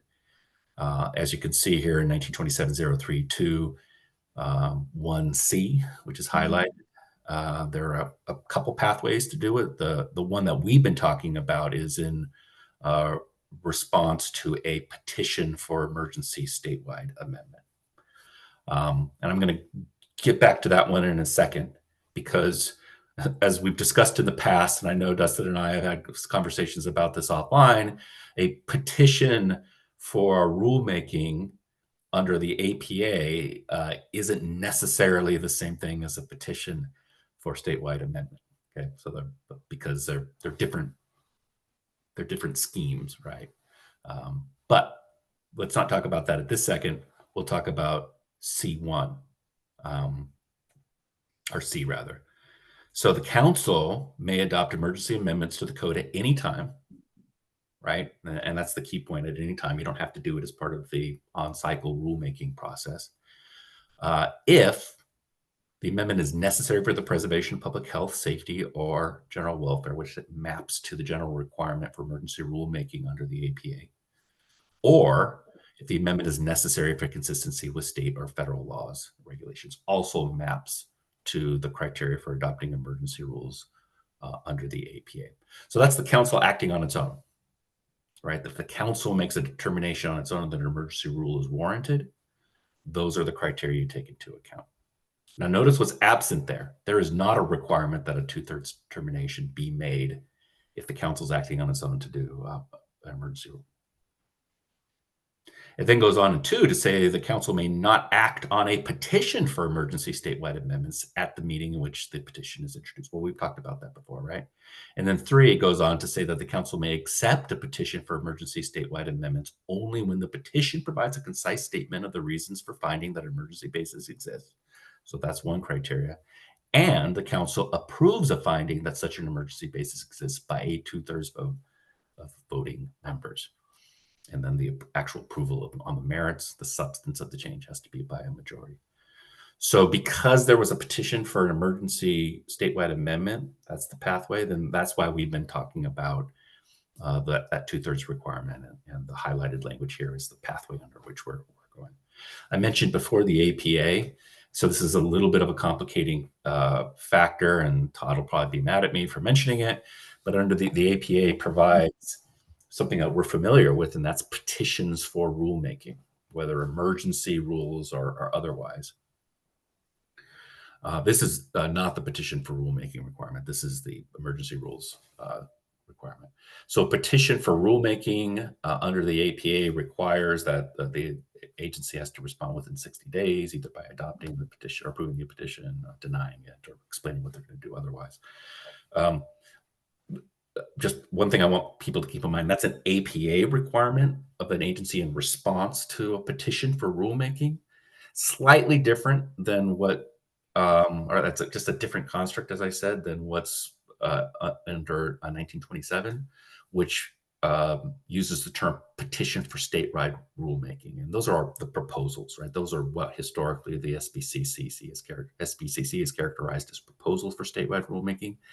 And that's what the petition here is an APA petition for rulemaking. That's a proposal to do statewide changes to the rules. Now, if that all sounds confusing, it is a little confusing, but the upshot is because of the pathway in which this petition has come through under the APA, it is a petition for emergency rulemaking, and that's why we're following this C3 path. Todd, did I make a complete muddle of this by trying to be as comprehensive as possible? No, absolutely. And I don't know why I would be mad. So thank you for that. I appreciate when you bring the APA piece in, because, we are, concerned that we're not acting quickly enough on this. At the same time, I'm trying to better understand and guide us through what our options are. Something on this, if we go back to 032, that's the question under the new statute and the new changes. What is the possibility of the council in C1, I believe, to take this up? Yeah. Okay. Once we have more collective Really good. Okay. So this is in my view. So my opinion that I would be rendering to the council under these circumstances would be this. You could potentially not find that there's an emergency on the basis today, take that vote, but still down the road, taking into account additional, by down the road, I mean, I'm sorry. And that would be a basis for denying this petition.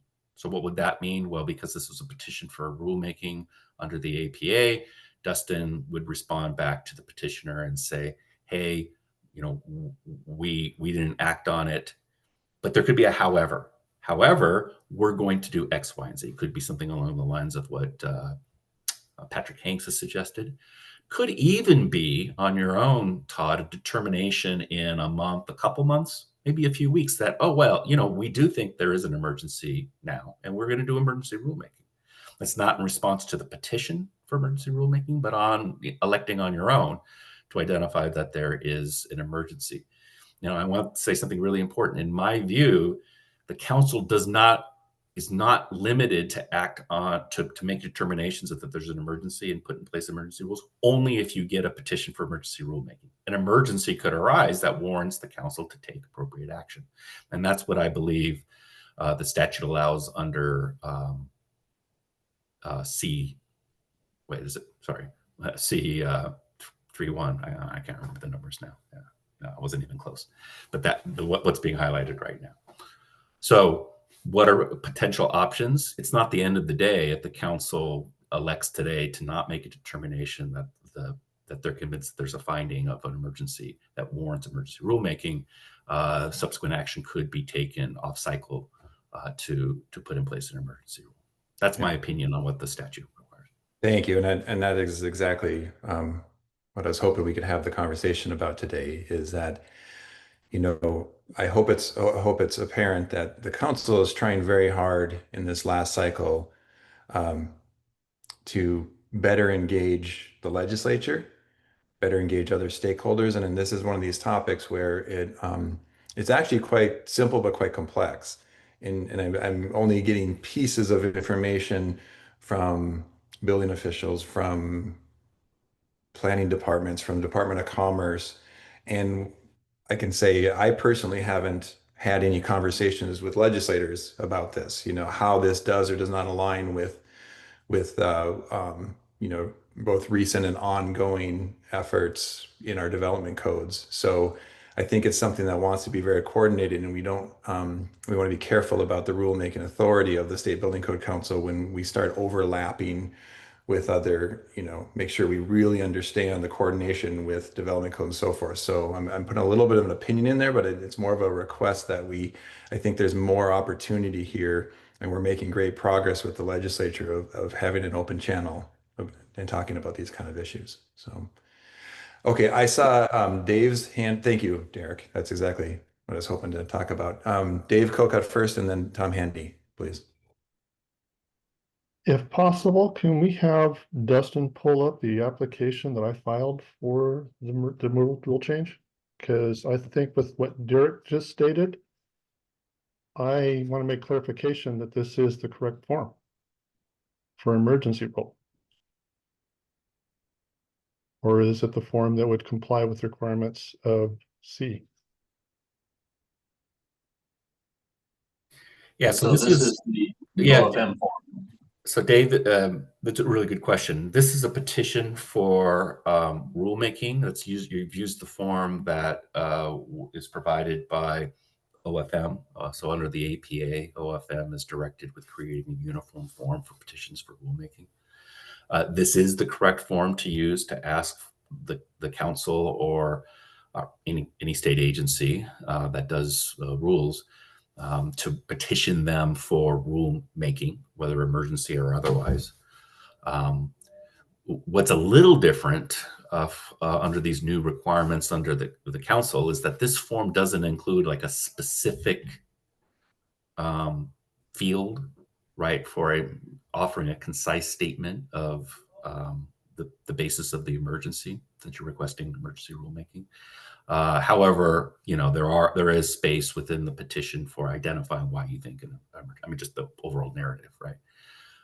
So yeah, I do believe it's the correct form that you used in order to get this before the council as a petition for rulemaking under the APA. Going forward, Dustin, Todd, others, it's possible you could develop your own form. You know, people don't have to use the OFM form that is specifically directed. That's just more work, obviously. But there are options to help sort of marry these new 2/3 requirements with the 3405's petition for rulemaking, maybe a little bit more clear for stakeholders. But that's the long answer to your question, Dave. This was the correct form to use. Okay, thank you. Tom Handy, please.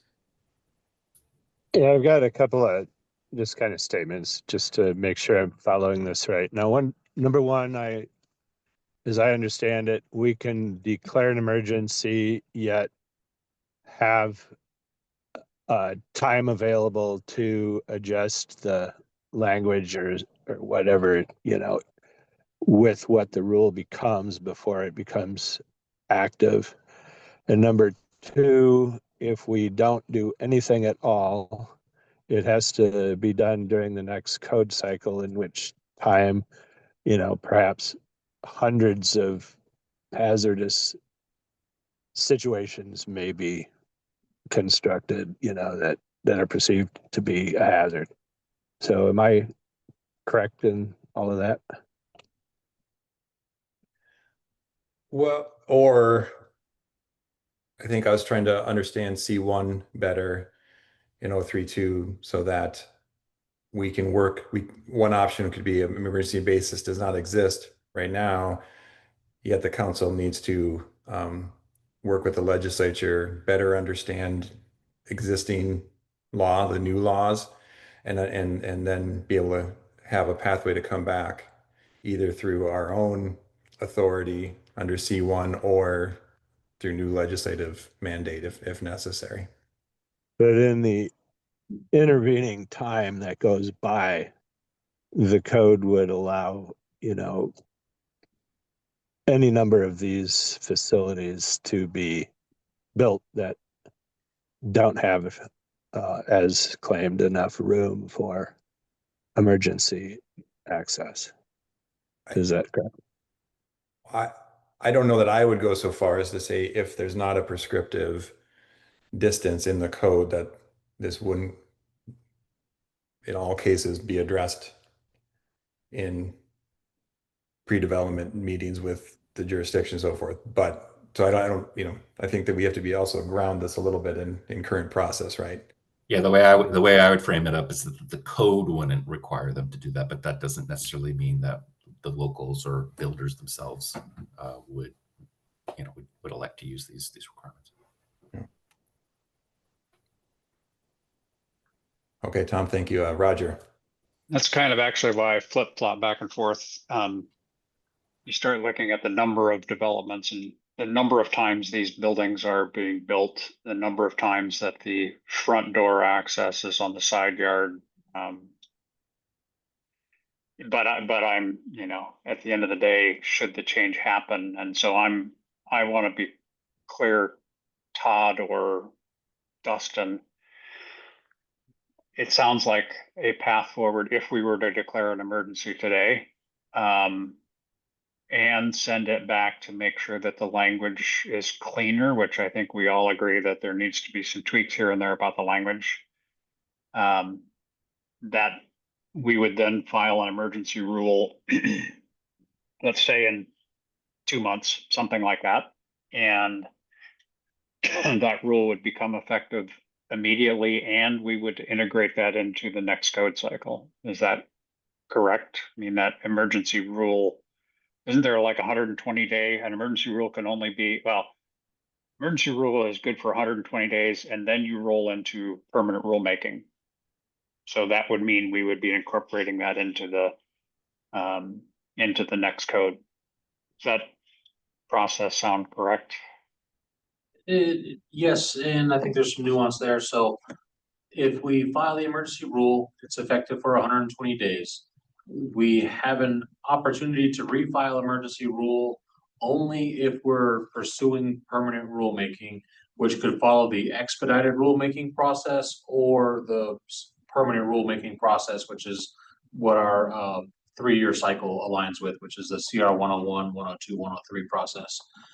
If we bring this via emergency rule to bear on the state and then follow the expedited rulemaking process to get this into the code for 2024. My view is that it could potentially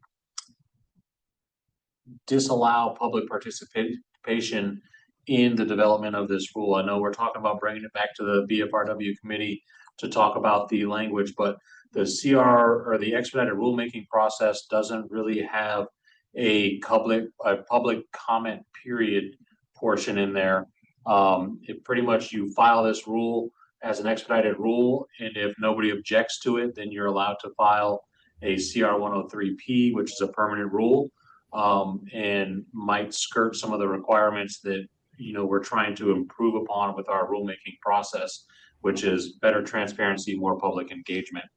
If we then file the emergency rule, file a CR 101 and go through the whole process, then we're looking at cost benefit analysis, small business economic impact statement for this rule, which may not get us across the finish line by the time we're trying to have a suite available for publication by ICC.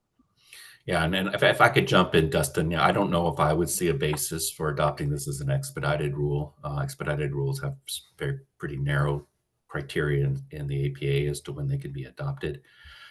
What you're hearing from Dustin is his concern that if this was to go into the current 2024 cycle, it could create some challenges with respect to doing a cost benefit analysis and other requirements that we see under the APA and under SBCC's statutes. And not to mention code revisor documents being muddled with different versions floating around. That said, getting some clarity from the legislature potentially during session, I know that's always a big ask on this issue, could help get a directive to do a permanent rule and otherwise. So the solution at this late date with just putting in place an emergency rule could find yourselves, though, only really putting in place something for 4 months. Or sorry, for 120 days, however month that is. Someone else do the math. Mm-hmm. Okay, thank you. Katie.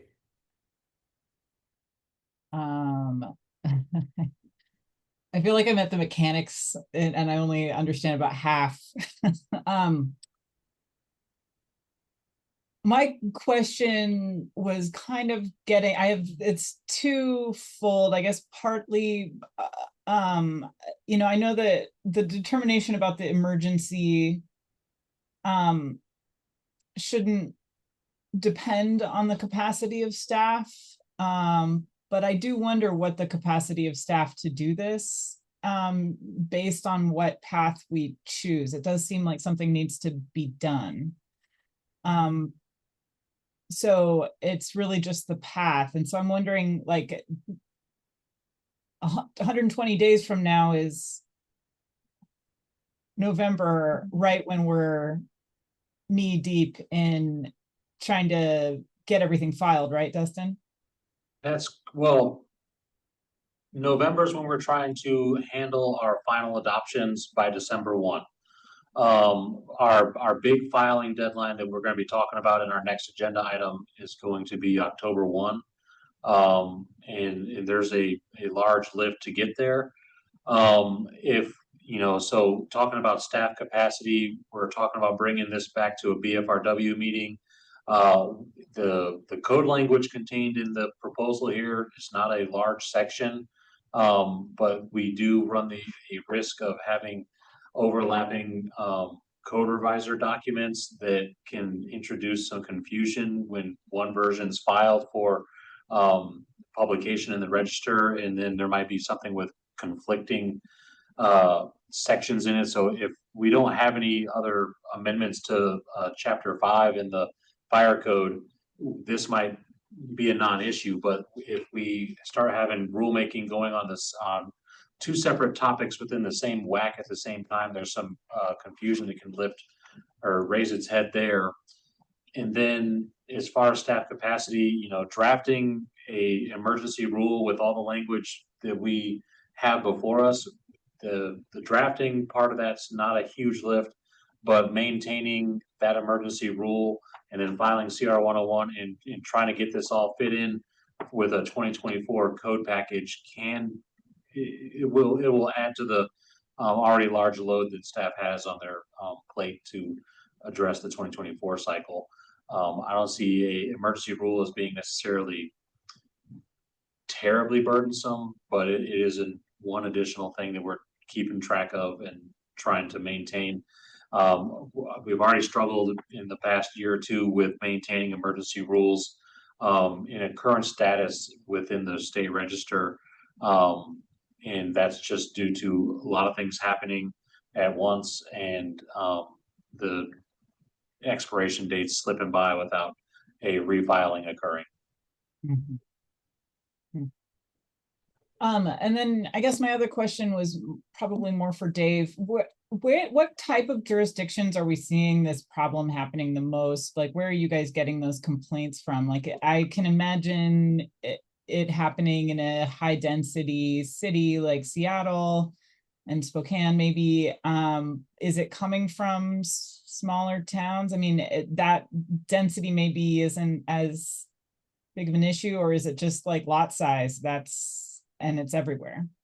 It's pretty much everywhere. That's what we're hearing, because obviously if somebody's going to be trying to develop the piece of property, they're going to try and get as much out of it as they can. And if they're able to put 6 dwelling units on it versus 1, they're going to do what they're going to do. And that could occur anywhere in the state. Thanks. I really appreciate that you guys, in reading the statute, you guys can, I think, come in and throw your weight around a lot to say this is an emergency. And I think that you guys do a good job of not doing that. So I'm inclined to think that this is an emergency, but I just want to figure out the best way to move it forward. So I'm inclined to go towards that way to vote, just based on what we've talked about today. Okay, thank you, Katie. And I thought today would be easier, but this is a good conversation. We either need to move to maybe a break or come to some action on an emergency basis here.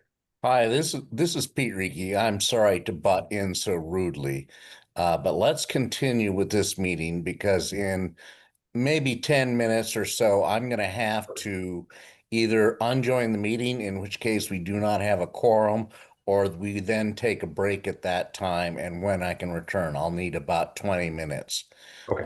So sorry for that rude kind of intrusion, but let's put off having a break until I say time's up for me. Okay, thank you, Pete. Because I do want to continue to participate. Okay, appreciate that. Okay, let's go to Scott and then Tom Handy. Thanks, Todd. I just wanted to ask, I guess, a question about, Roger had mentioned the idea of sort of an advisory being issued. And I guess if an advisory was issued, does that stand longer? Does it just basically remain in place and not get removed until some other date, but has a longer life than an emergency ruling? So yes, an opinion by the council doesn't expire, but one of the key things that I think to point out is that a opinion by the council is not a legally binding requirement on any jurisdiction. It's mainly going to be a tool that somebody can go and say, this is the opinion of the council, but this is what I'm enforcing in my jurisdiction. And so it could solve problems, but it could also introduce problems. Understood. I think one thing that does do is it puts the sort of responsibility and onus on the jurisdiction to sort of ignore and advise advice, essentially, right? So they're sort of taking on a liability in some ways, recognizing that it was a recommendation from. Anyway, so I guess, yeah, Dustin, I agree. They don't have to execute it, right? But it does sort of raise the issue. And I think I don't like the idea. I've been waffling back and forth. I'm like, because I see the merits of this. I also, the idea that it just, goes away after a period of time and then we have to revisit it. That's problematic too. I guess, Dave, if it was issued as an advisory, what, do you have any concerns about that? Or if that was the, I guess, the only solution, would that be an acceptable solution?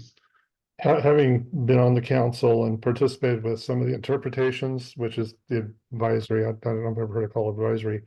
It's not gonna help. It's not gonna help at all. Because it's basically, if those jurisdictions don't have anything to say, well, we don't have any requirement for it, so we don't have to do it. So until there's something that tells us we have to do something, we're not gonna take any action on it. So it would not help them. Okay, thanks. Thanks, Scott. Okay, Tom Handy. Yeah, my thinking is because of the fact that quite a number of these units could be, positioned in a way that hampers good life safety efforts, in an emergency, that I would say that the council should declare this. I would move that the council declare this as an emergency, and if necessary, send it to the BFRW committee for further work on the language if necessary. Okay, thank you, Tom. Is that a official motion then? Sounded like Yeah, it. it is. Okay. Yep. I see Pete's hand up. Do you want to, if there's a second, go ahead, or otherwise Pete, go ahead. This is Dan. I would second that. Thank you. So it's been moved and seconded, Tom and Handy and Dan. Okay, now Pete, please.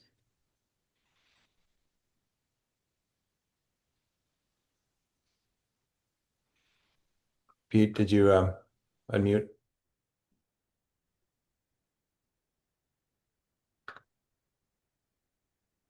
Pete, we can't hear you. I think you're muted still. If Sorry. there you go.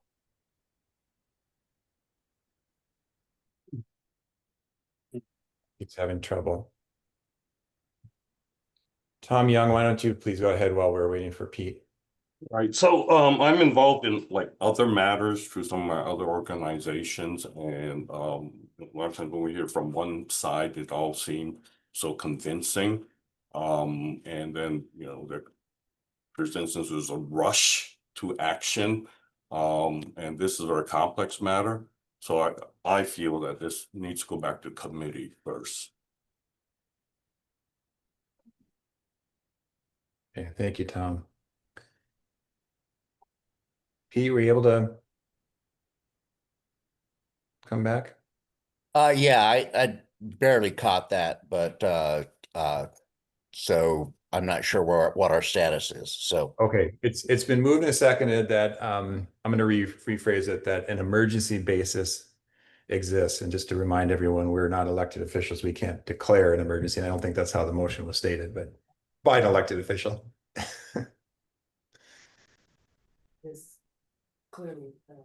Does that help, Pete? yeah. Okay. So we're in deliberation on that. On the first step would be to try to establish if an emergency basis exists. Okay, go ahead, Roger. And for Tom's point, what we do with it after we say whether there is an emergency or not, including potentially send it to the BFRW committee, that would be the next action. It's a good point, Roger. Technically, we shouldn't have the action of what happens next in there. It should just be the 2/3. I mean, I'm sorry, the emergency basis exists. Okay, then I amend my emotion as needed. Okay, thank you. And I approve with the second also. Okay, Peter, your hand's back up. Or Pete.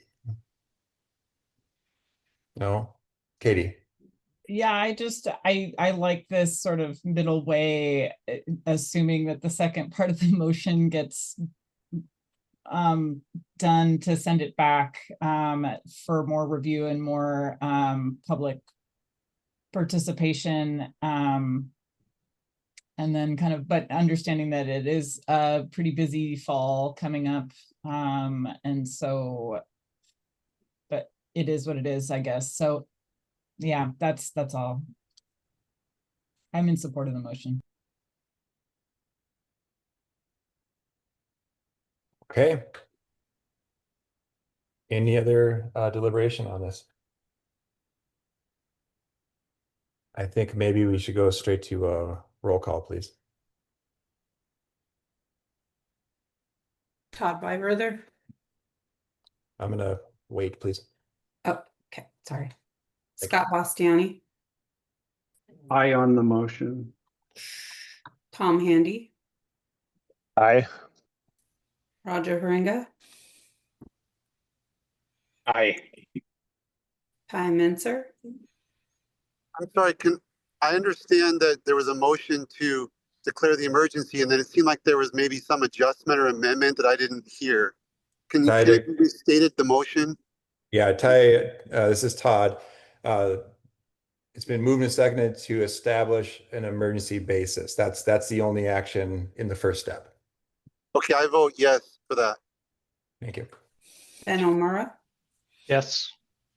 Pete Reiki, Yes. Katie Sheehan, Yes. Dan Young, Yes. Tom Young, No. so that is 8-1. Okay, and in this case, my vote wouldn't affect the So outcome. I think that we have a counter set up on our spreadsheet. I think it's counting a little bit wrong. It should be 9. No, no, you're right. It's 8-1. And then Todd, sorry. I guess you don't need to cast your vote if we have the one dissenter. Right. So Okay. I'm going to jump in right now and just reiterate something we said about before the fact that the council has not made a determination that there's an emergency. It doesn't handcuff you on additional steps. In my view, Todd, you could entertain a motion to take additional action on the request.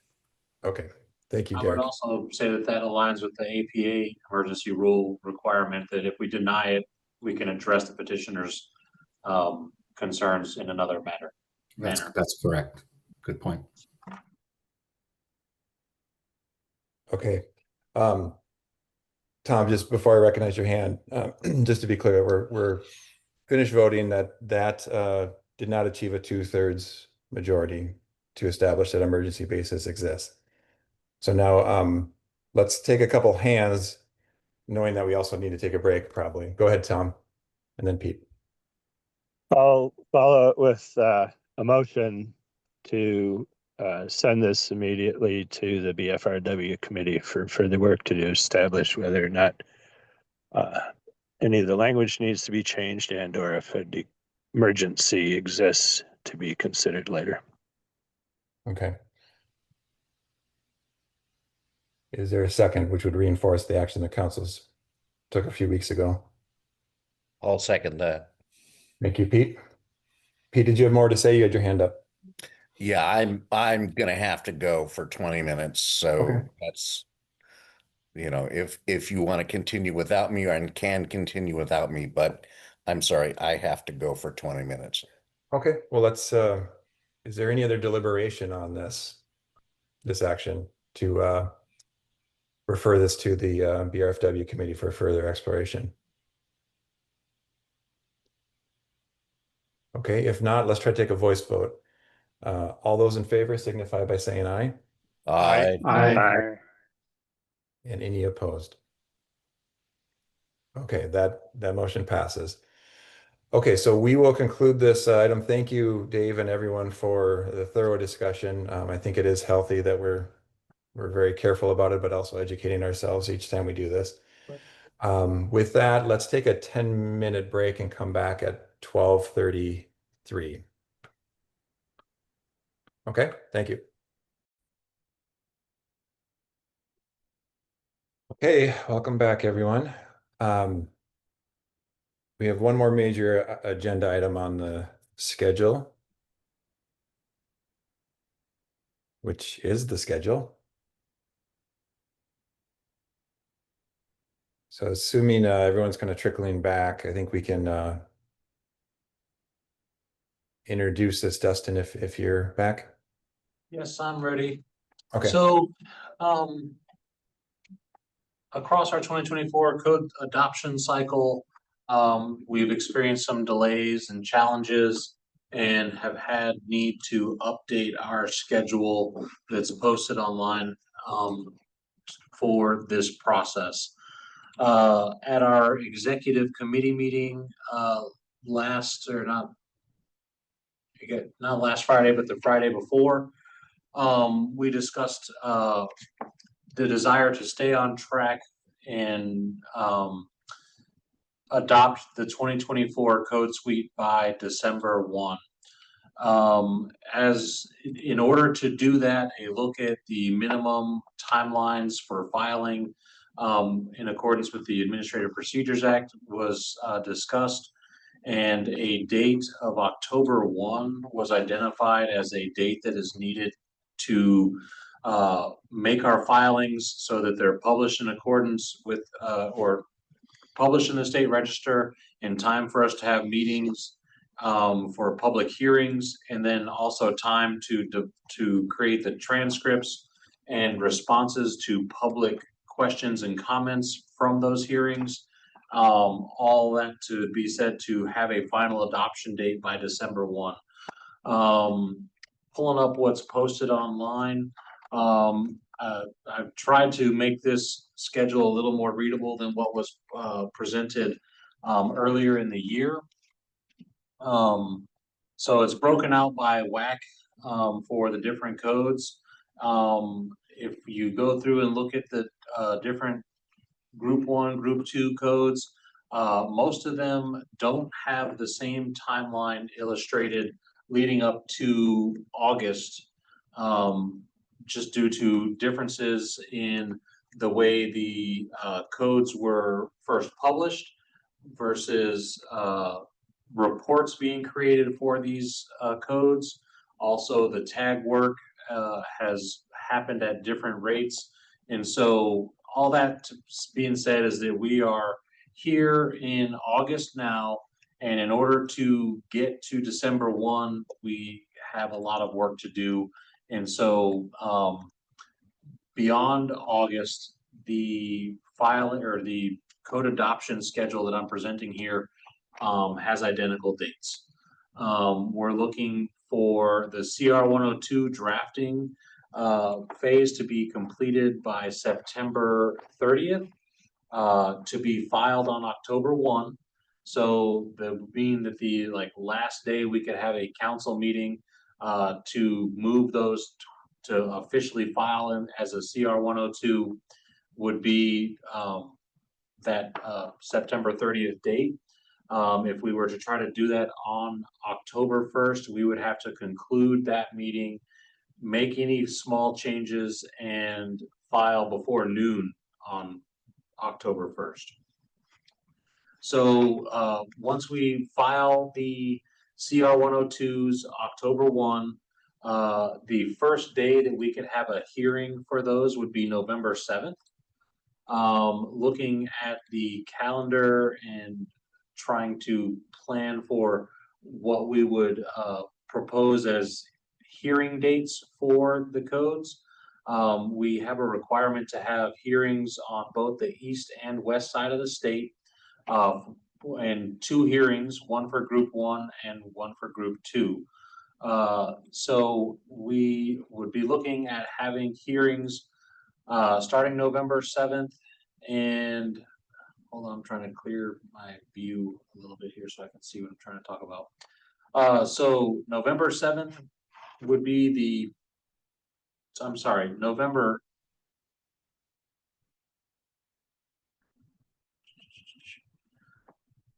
7th is the hearing dates we could start at, or no, sorry, the 4th. And then we would have hearing dates from the 4th, the 5th, the 6th, and the 7th on both sides of the state for Group 1 and Group 2 codes, and then start drafting the CR 103s as a result of having the hearings, hearing the public input, responding to those comments, and then hopefully well, I guess once we have the comments from the public, we need to make a final adoption by December 1. You'll notice the CR 103P drafting spans over November 8th through January 31st of 2026. The RCW requires us to make an adoption by December 1. That doesn't require us to file our CR 103P on December 1. So historically, the council has had the vote, which is construed as the adoption, and the CR 103 filing has happened as it's been prepared by staff in the past, anywhere from the end of December into January a little bit. So the December 30 or the January 31st date of the CR 103 filing isn't a date certain, but I wanted to limit it in some form to January at the end of these. The main things happening right now within the code, we've got the commercial energy code has gone through and has been moved by the council towards CR 102. We have a contract process in place. It's not been executed just yet to do the cost benefit analysis on that.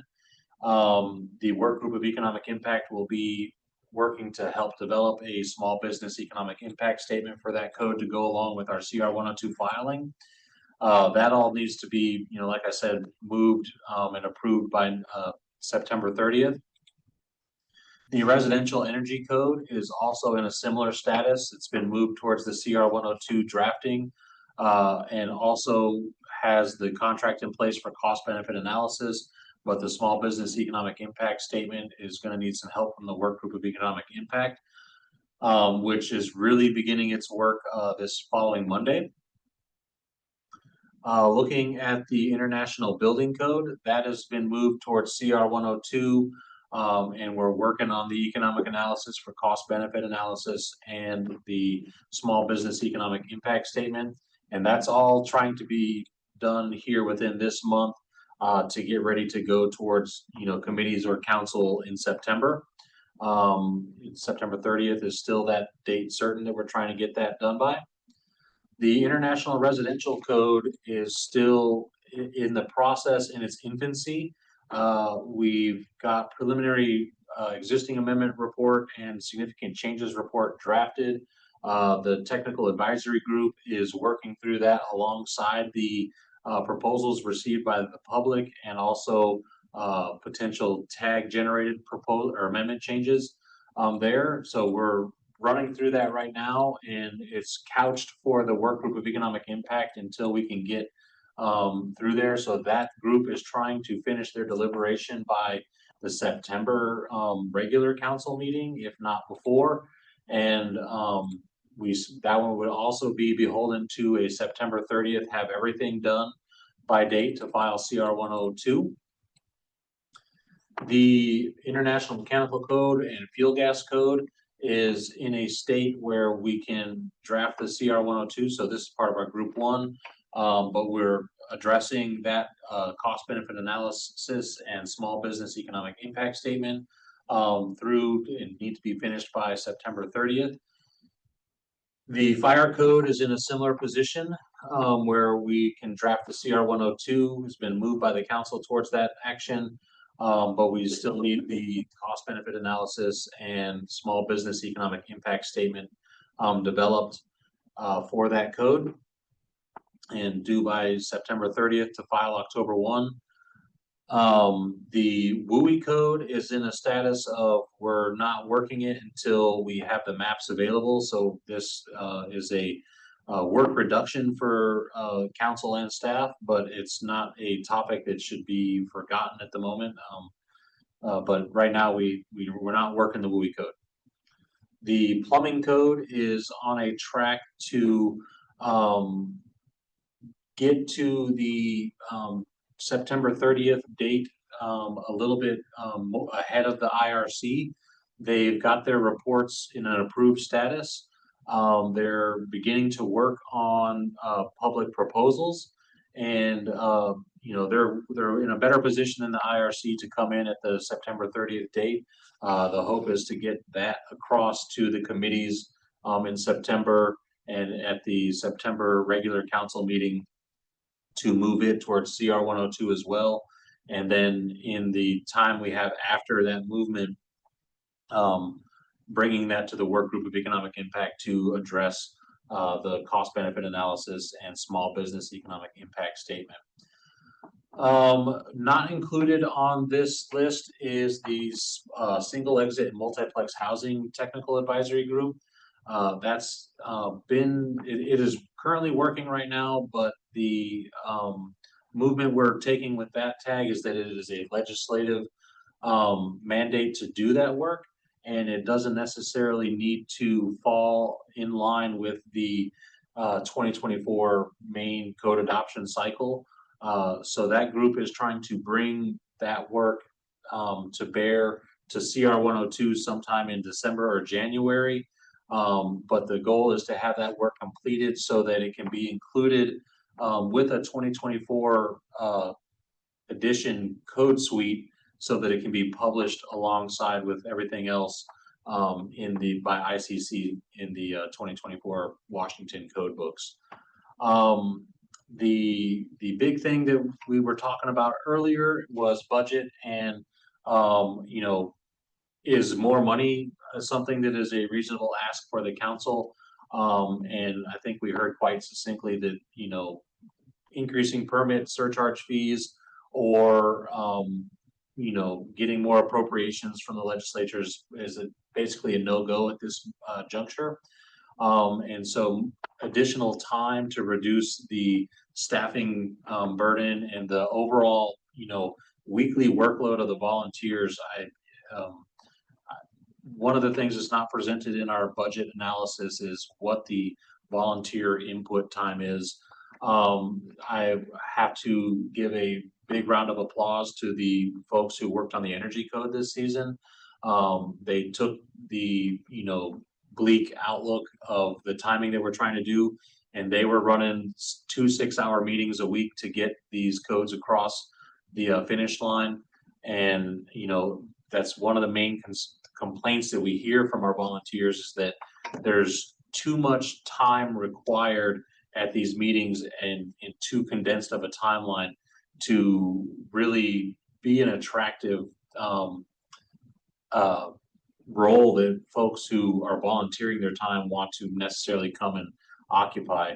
So, you know, right now we're running the tag meeting or the IRC tag meetings twice a week, trying to get there. I think that we can get to the point by early September, but it's still a large lift there. But then the economic analysis on all of those proposals coming through is going to be a large lift for the work group of economic impact, with about, you know, 3 to 2 weeks left in September. But right now, based on the conversation that we had at the executive committee meeting, I've updated the schedule to show a track to get us to December 1 final adoption. Okay, Dustin, thank you. And I think for those that are interested, you know, go back and review that executive committee meeting. We went in depth and talked about scope and risks, and you know, I think the conclusion was, you know, all systems go. It's going to be, you know, a big push to the end. We've known it's coming, and we can't fundamentally change our structure of our council and our volunteers right now. So thank you to everyone for making this happen, and we'll continue to monitor and make sure we can push this to the end. The biggest lift, I mean, the IRC and the UPC obviously are on the accelerated timeframe right now. The work group of economic impact and small business analysis, that's going to be a heavy lift, primarily on the council members and any participants that are willing to weigh in on that. So that's kind of what we had to establish. Can we meet those deadlines? And then I think delaying any of this is not either ideal or doesn't really help us, because we still have tasks to do in January and February. So if we can free up our ability to really focus January on that final filing and getting the single exit over the finish line in a timely manner so that it can be integrated in is really important. So. Okay, good summary, Dustin. Thank you. This will get posted, correct? I can't remember. If it's approved here today, yes. Yeah, and that's one of the intents, is that I can't remember if it's by WAC or by RCW. It's important that we are continuously updating this schedule on the site. Any questions from the council members? Otherwise, I'll take a couple of public comments.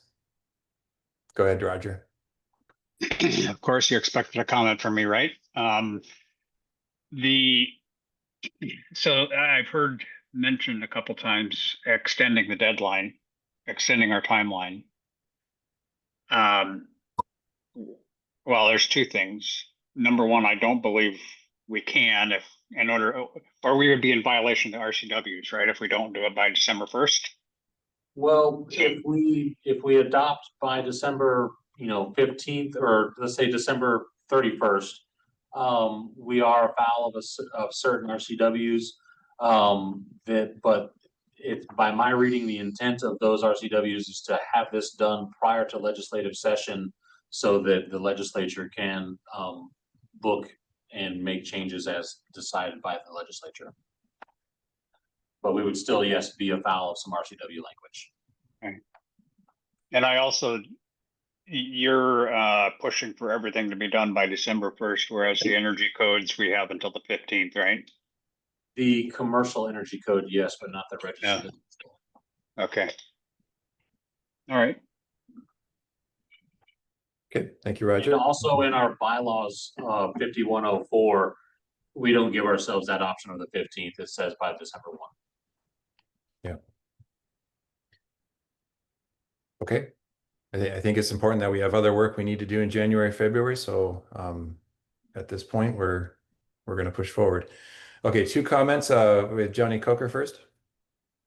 Yeah, thank you so much. And I appreciate all the work you guys do and keeping us on track here. I have a couple questions. One, I thought that the council had already voted in July or maybe June, or late July on voting the residential commercial energy codes to be sent to CR 102, but I just heard Dustin say that by September 30th, we would have to vote to file it. I'm having a little bit of a confusion there. Let me clarify a little bit on that one, Johnny. So we did make a motion to draft CR 102 documents, and I'm the specific words of that motion, not 100% sure off the top of my head, but the tradition is that we draft those documents. No? We've never gone back and had the council review.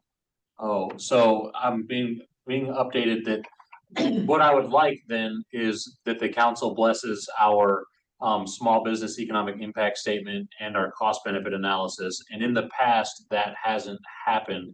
So to say that more pointedly, staff has generated the cost benefit analysis, small business economic impact statement, and filed it with no approval of the council, other than we took the proposals and directed the staff to create those documents and file them. One of the big tenets of what I would like to bring to the council as managing director is more transparency and more public engagement to our process. And so, I have heard that there have been criticisms that the staff takes too much liberty with our code update process. And so I would like to bring the CR 102 documents back for a last look before we file those documents, but it is not necessarily something that is directly required or has been done in the past. Okay.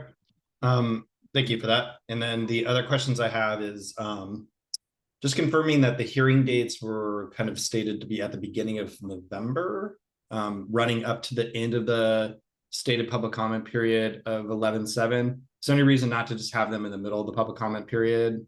Seems like we're not allowed to by the APA.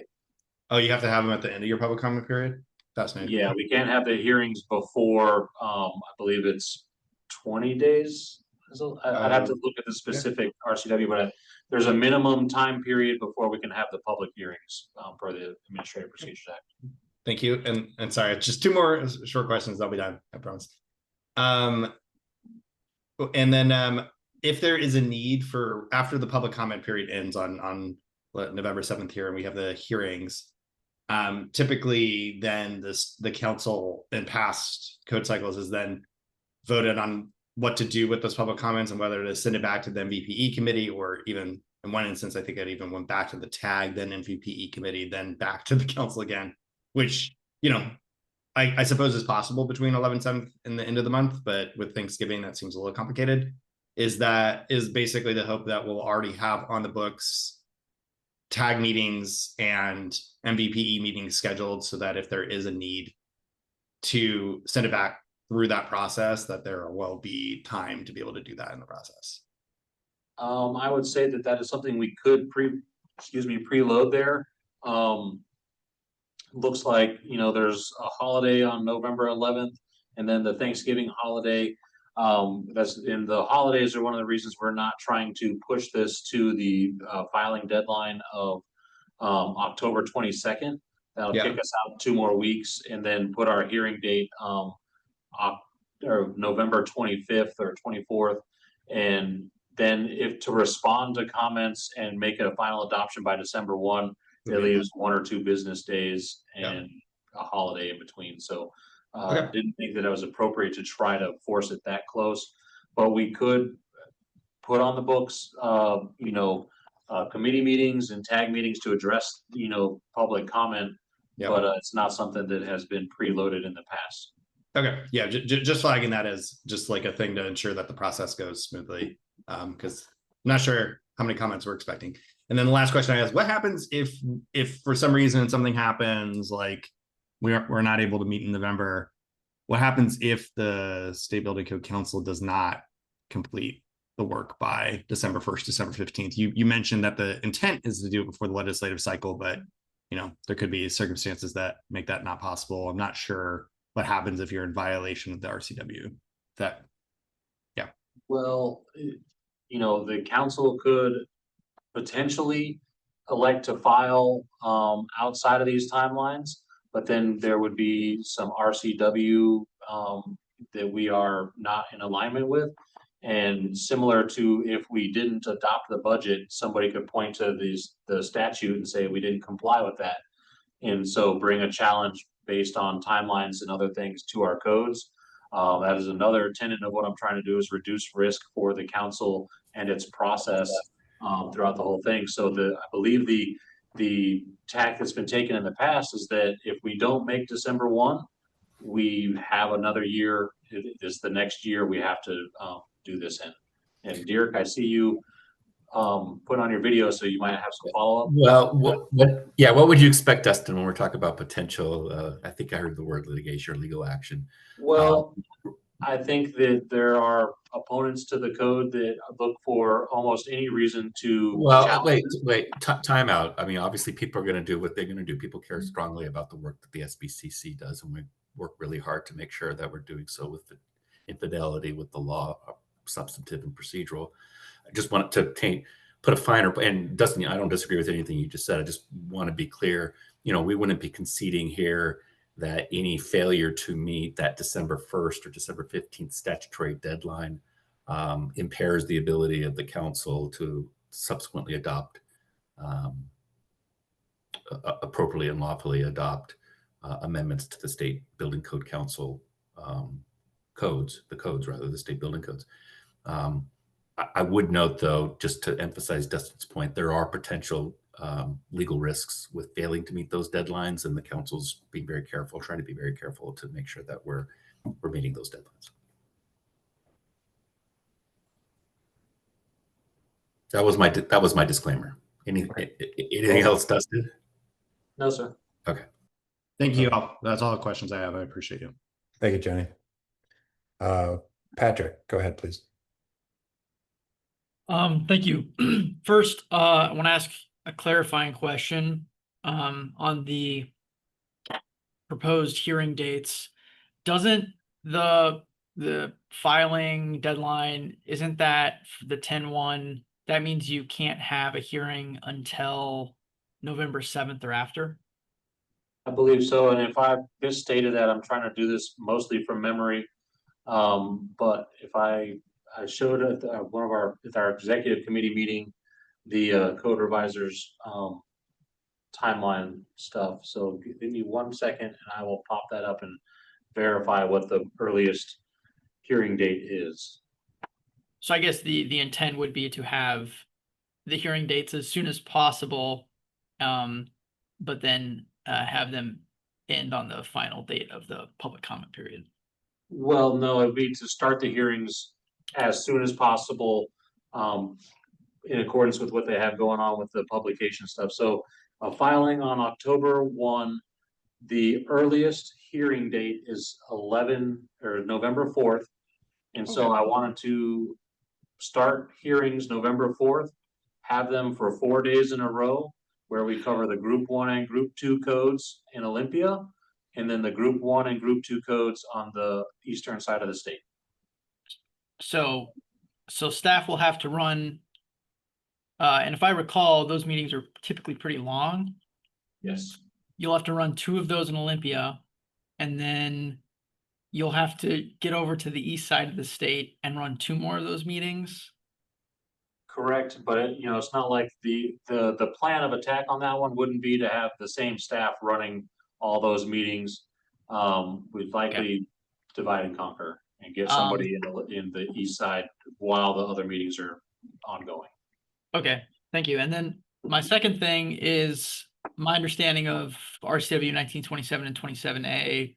I think similar to what Dustin was saying was that basically you have to have final adoption occur before December, and then the code can't go into effect before the next legislative session. It doesn't necessarily say in what given year it has to happen in. So if you need to delay a year, you could have final adoption occur next year, and then it would go into effect after the next legislative session. And then getting to my third point is, as an IRC tag member, I think we're making good progress. We are meeting 2 3-hour meetings a week, and there's more volunteer time outside of that, but I think we're on track to finish everything up by the end of this month, and I'm trying to do everything I can to make that happen. But when it comes to doing a survey for the small business economic impact statements, as a representative from industry, we need a minimum of 2 weeks to respond to that and to coordinate and to help people, educate them on how to do it and how to respond and how to get you good data. And that's going to be a massive ask for all of the codes. And so basically, like, in order to give staff time to prepare it, they're gonna have like a week to prepare it for the IRC, and then it would need to go out like the 8th to the 22nd. But then that's only going to give staff about a week to do something that they've never done before, which is assemble the full small business economic impact statement analysis and steps for potential mitigation, complete all the other CR 102 and CBA stuff, and have that all ready to go in like 1 week's time for all the different codes. Even if all that happens, it's going to provide a very short window for public comment and analysis, which typically has, a couple months to respond before final adoption. And then the time after that, if you want to have committee or tags take a look at an issue, and then you have to prepare the final CBA for the final adoption meeting, and you're going to have the holidays in November. So the council can try and keep the current timelines, which thus far have struggled to meet any of the timelines you've set. And you're going to have burnout on staff and stakeholders by the end of it, if you manage to get through it, which is kind of astronomical at this point, likelihood.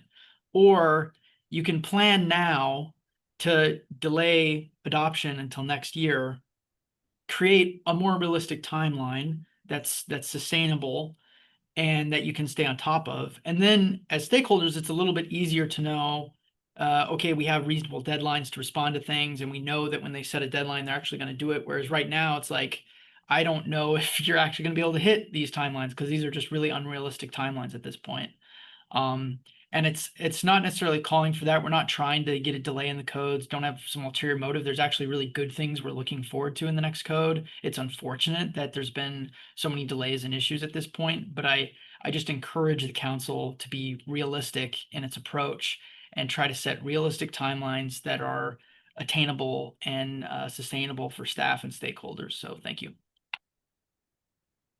And I'd like to note one more topic that might severely impact our 2024 code process, which is a Supreme Court ruling on I-2066. We're still awaiting that, and if that comes down, that's gonna open up some issues for the energy code.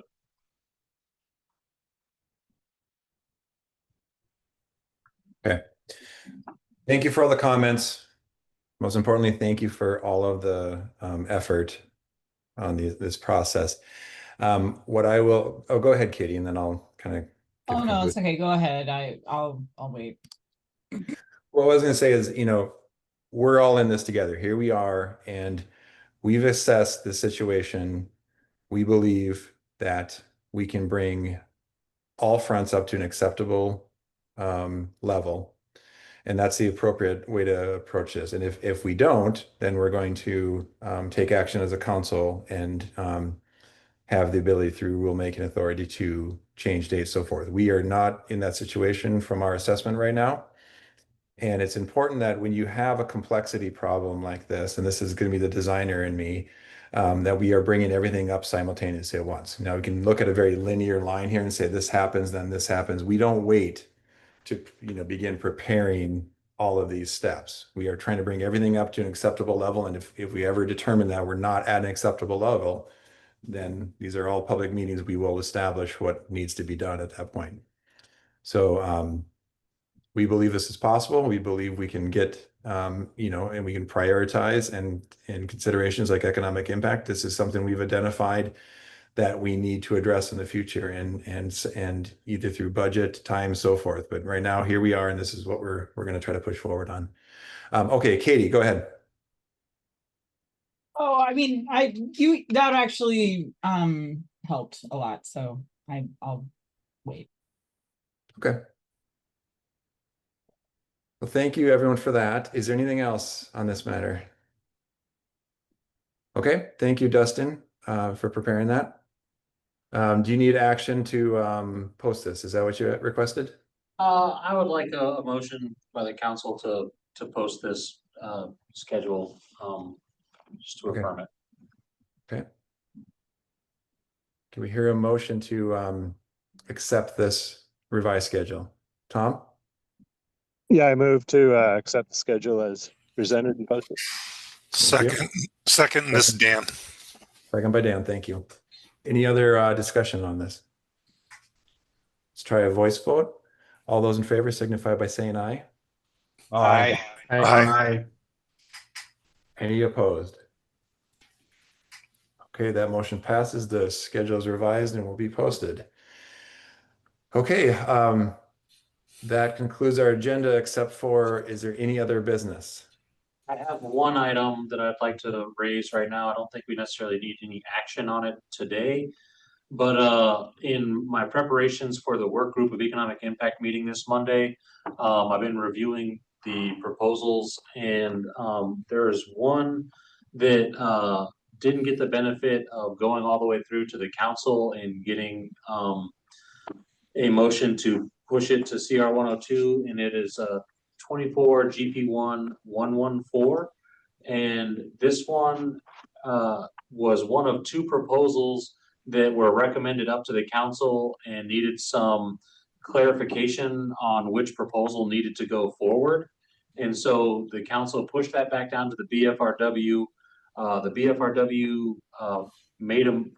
took action to deny one proposal in favor of pushing proposal 114 to CR 102. And as we get to the work group of economic impact, I just wanted to make sure that everybody's aware that we have one proposal out there that doesn't have the benefit of a council motion towards CR 102. Everything else we've got moved appropriately. This one just didn't get brought up at a council meeting. Dustin, this is the sound transit? No, this is a different one. The sound transit needs to go back for a little bit more work as well. And so this is just another one that I came across after I found sound transit. Okay, thank you. Any action there today or just I don't think it would necessarily be appropriate to move it to CR 10. I mean, I think we've talked about it plenty at the council level. I just don't know if there would be any heartburn if we made a motion to move it to CR 102. So I'm here and we'll put it on our agenda next month. Yeah, and I still intend to talk about it at the work group of economic impact, but because for all intents and purposes, it's approved. It just needs a formality to push it. Okay, and then I mentioned code correlation. We did not forget, so that will begin this month also. Okay, any other business? Sure. Okay, hearing none. Thank you, everyone. We are adjourned. Thank you. Thanks, everyone. Thank you. You.